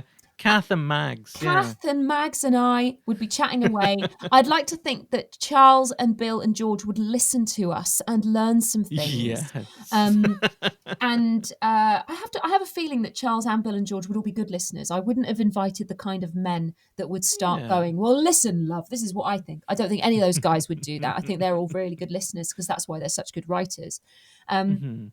And yeah, I think Kathy, I would love to have that conversation about social change and feminism in storytelling with Kathy and with Margaret. And I think that we'd Mhm. probably have some interesting debate there. And I also think that, I mean, apart from the fact that she's a fantastic storyteller and theatre maker, and a very, very warm and wonderful and funny person, Mhm. we'd all be able to talk, all five of us, about things in common, about the idea of storytelling, which is what we all do. And I think that she would loosen up George Orwell, man. If anyone can get Yeah. just smiling, I just want to cheer George Orwell up. Oh, and He's a bit who better to do it than Kathy Burke? of She was evening. your ace in the hole when you invited George Orwell. You knew you had Kathy Burke in your back pocket, and that I has wasn't made going to that bring George if totally Kathy okay. wasn't coming, and that's how you do a proper dinner party. That's how you do a dinner party. You know, isn't it awful when you have a small, not that I've had a small gathering now for over it. It's awful because we moved into our house and we didn't really have any parties for a bit, because we were like, we're still getting used to our new house and we're making it lovely. And when our house is perfect, we'll have a party. And then parties became illegal. So we haven't had a party for a really long time. But you remember when you had small gatherings, you'd be like, right, if we're going to invite him, let's invite Yes. her, because she'll loosen him up. And, oh, don't invite that couple.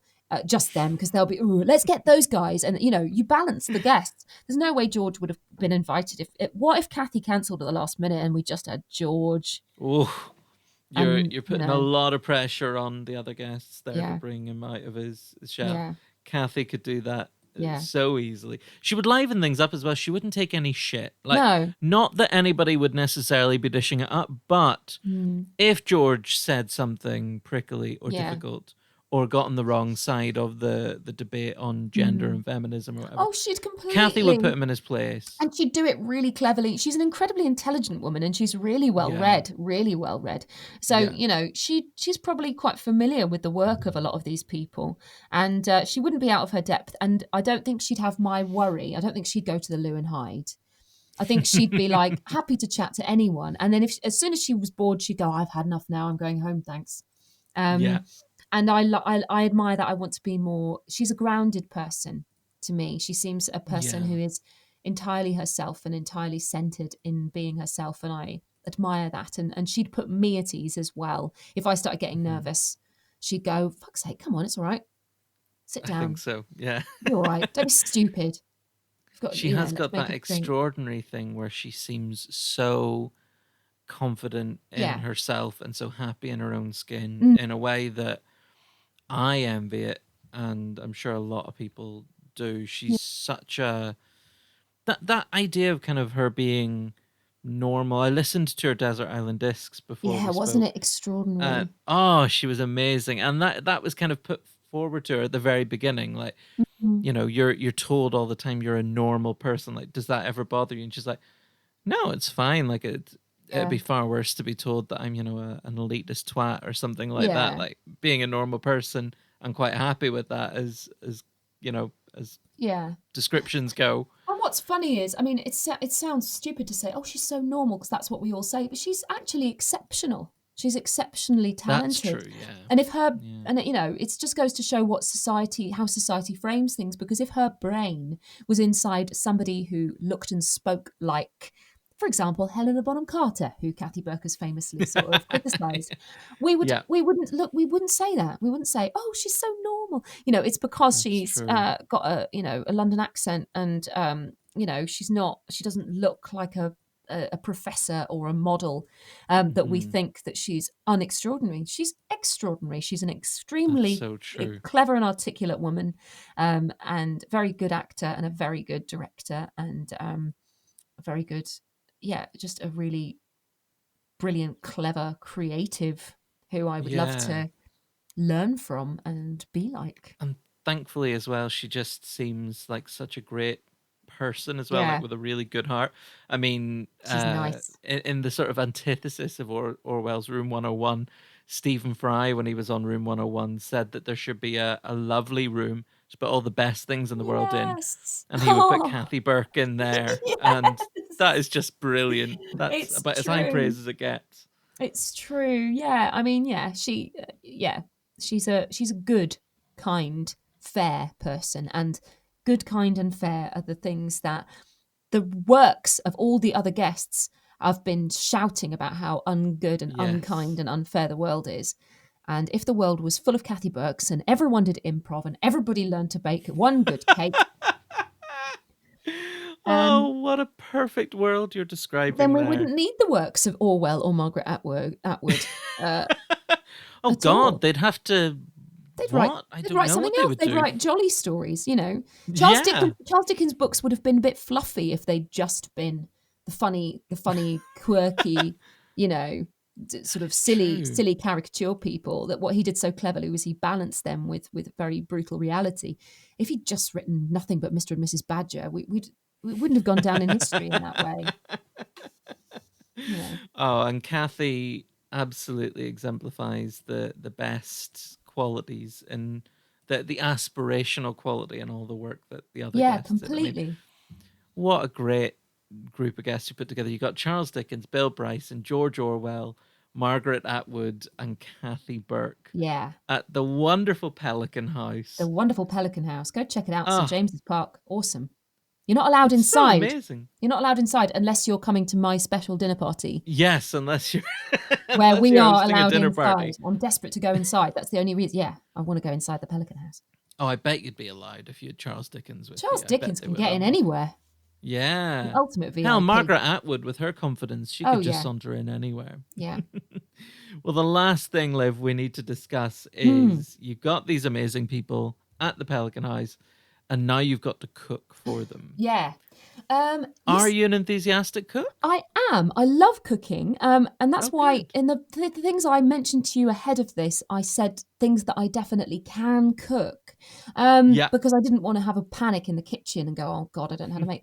But then, do I have to cook? Am I? Listen, right? We're in a world where two of our guests have been raised from the dead. One's been taken out of retirement. Um, Look, can I get some really delicious food from that I had abroad once? Can I have it specially made and brought to the Pelican House for this fantasy dinner party? Do you know what? I don't see why not. This is Oh, thank definitely you. the aspect of the dream dinner party that I'm challenged on most frequently. I mean, I've had the it's occasional person say, "No, it's my dream dinner party and I'm getting a caterer in." And I well, think, this is the thing. fair enough. I thought the thing is, it's really funny because when I thought of the other questions, I was really fantastical. I was like, Charles Dickens from heaven will descend, and then with the food, I was like, right. And now I'm not very good at doing risottos because they're often a bit starchy.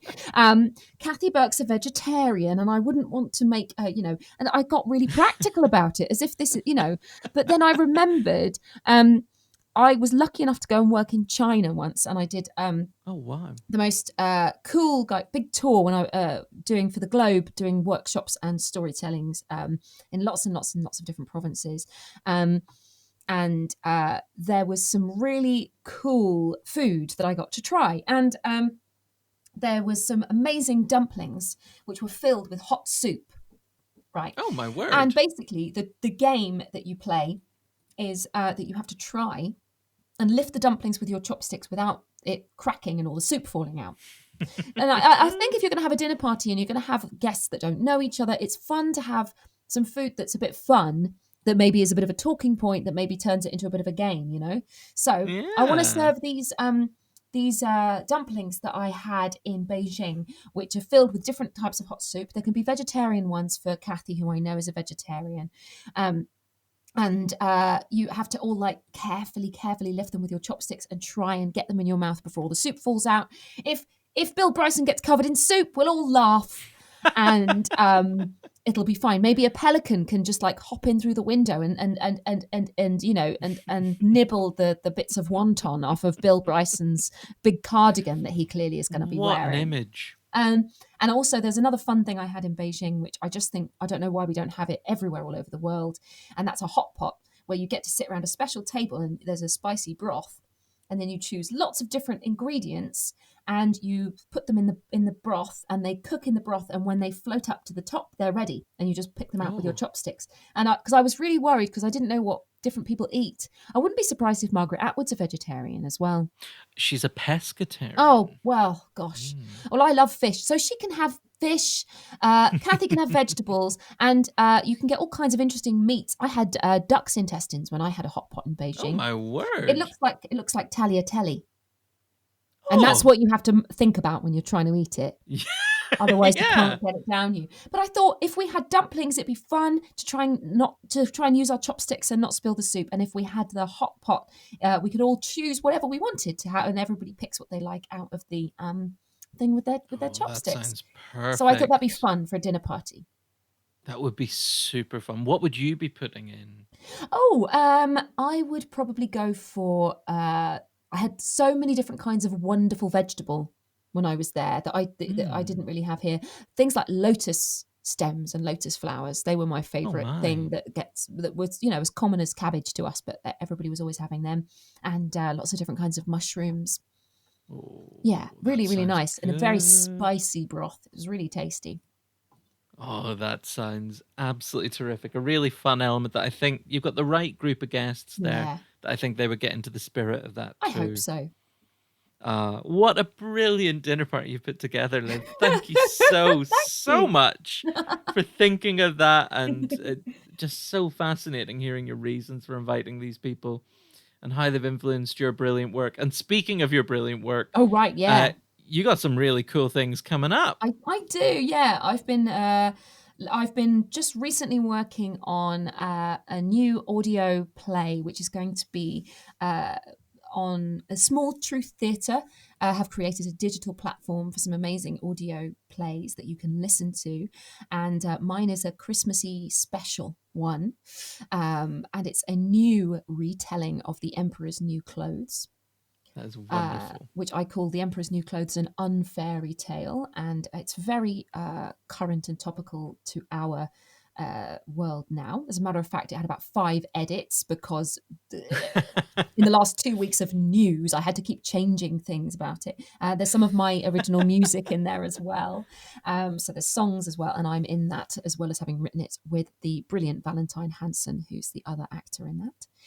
I've also made a short film for a wonderful group of people. If you find them on Instagram or Twitter, they're called Lockdown Lives Shorts, a very talented group of creatives who were all in the middle of projects when lockdown happened, all suddenly didn't have any work to do, and collaborated. And I was very kindly invited by them to write a short film, which I've written, which is called Intelligence.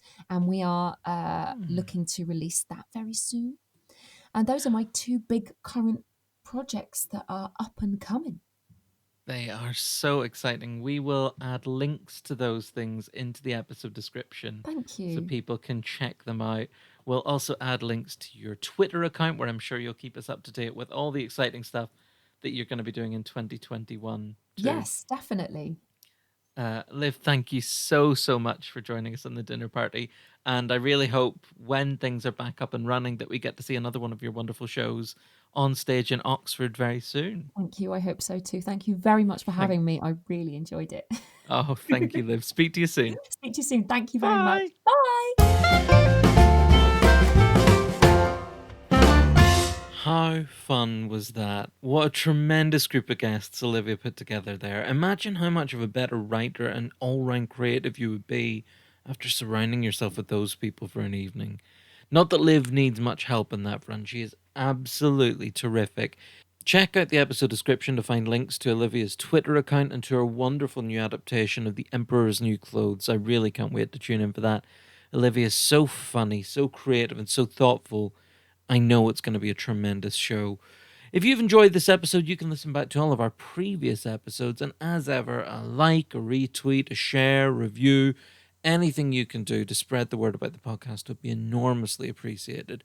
I think these conversations with amazing people like Olivia should be heard far and wide, and that can only happen if people like you help us out. The Dinner Party is a Jericho comedy production. For all things Jericho comedy, including our wonderful upcoming shows at the beautiful North Wall in Oxford, visit www.jerichocomedy.com. And for more of my radio, podcast, comedy, and writing work, visit www.connormcreynolds.com. I'll be back next week for the final episode in the first series of The Dinner Party. I really can't wait for that. But until then, thank you so much for listening, and bye-bye.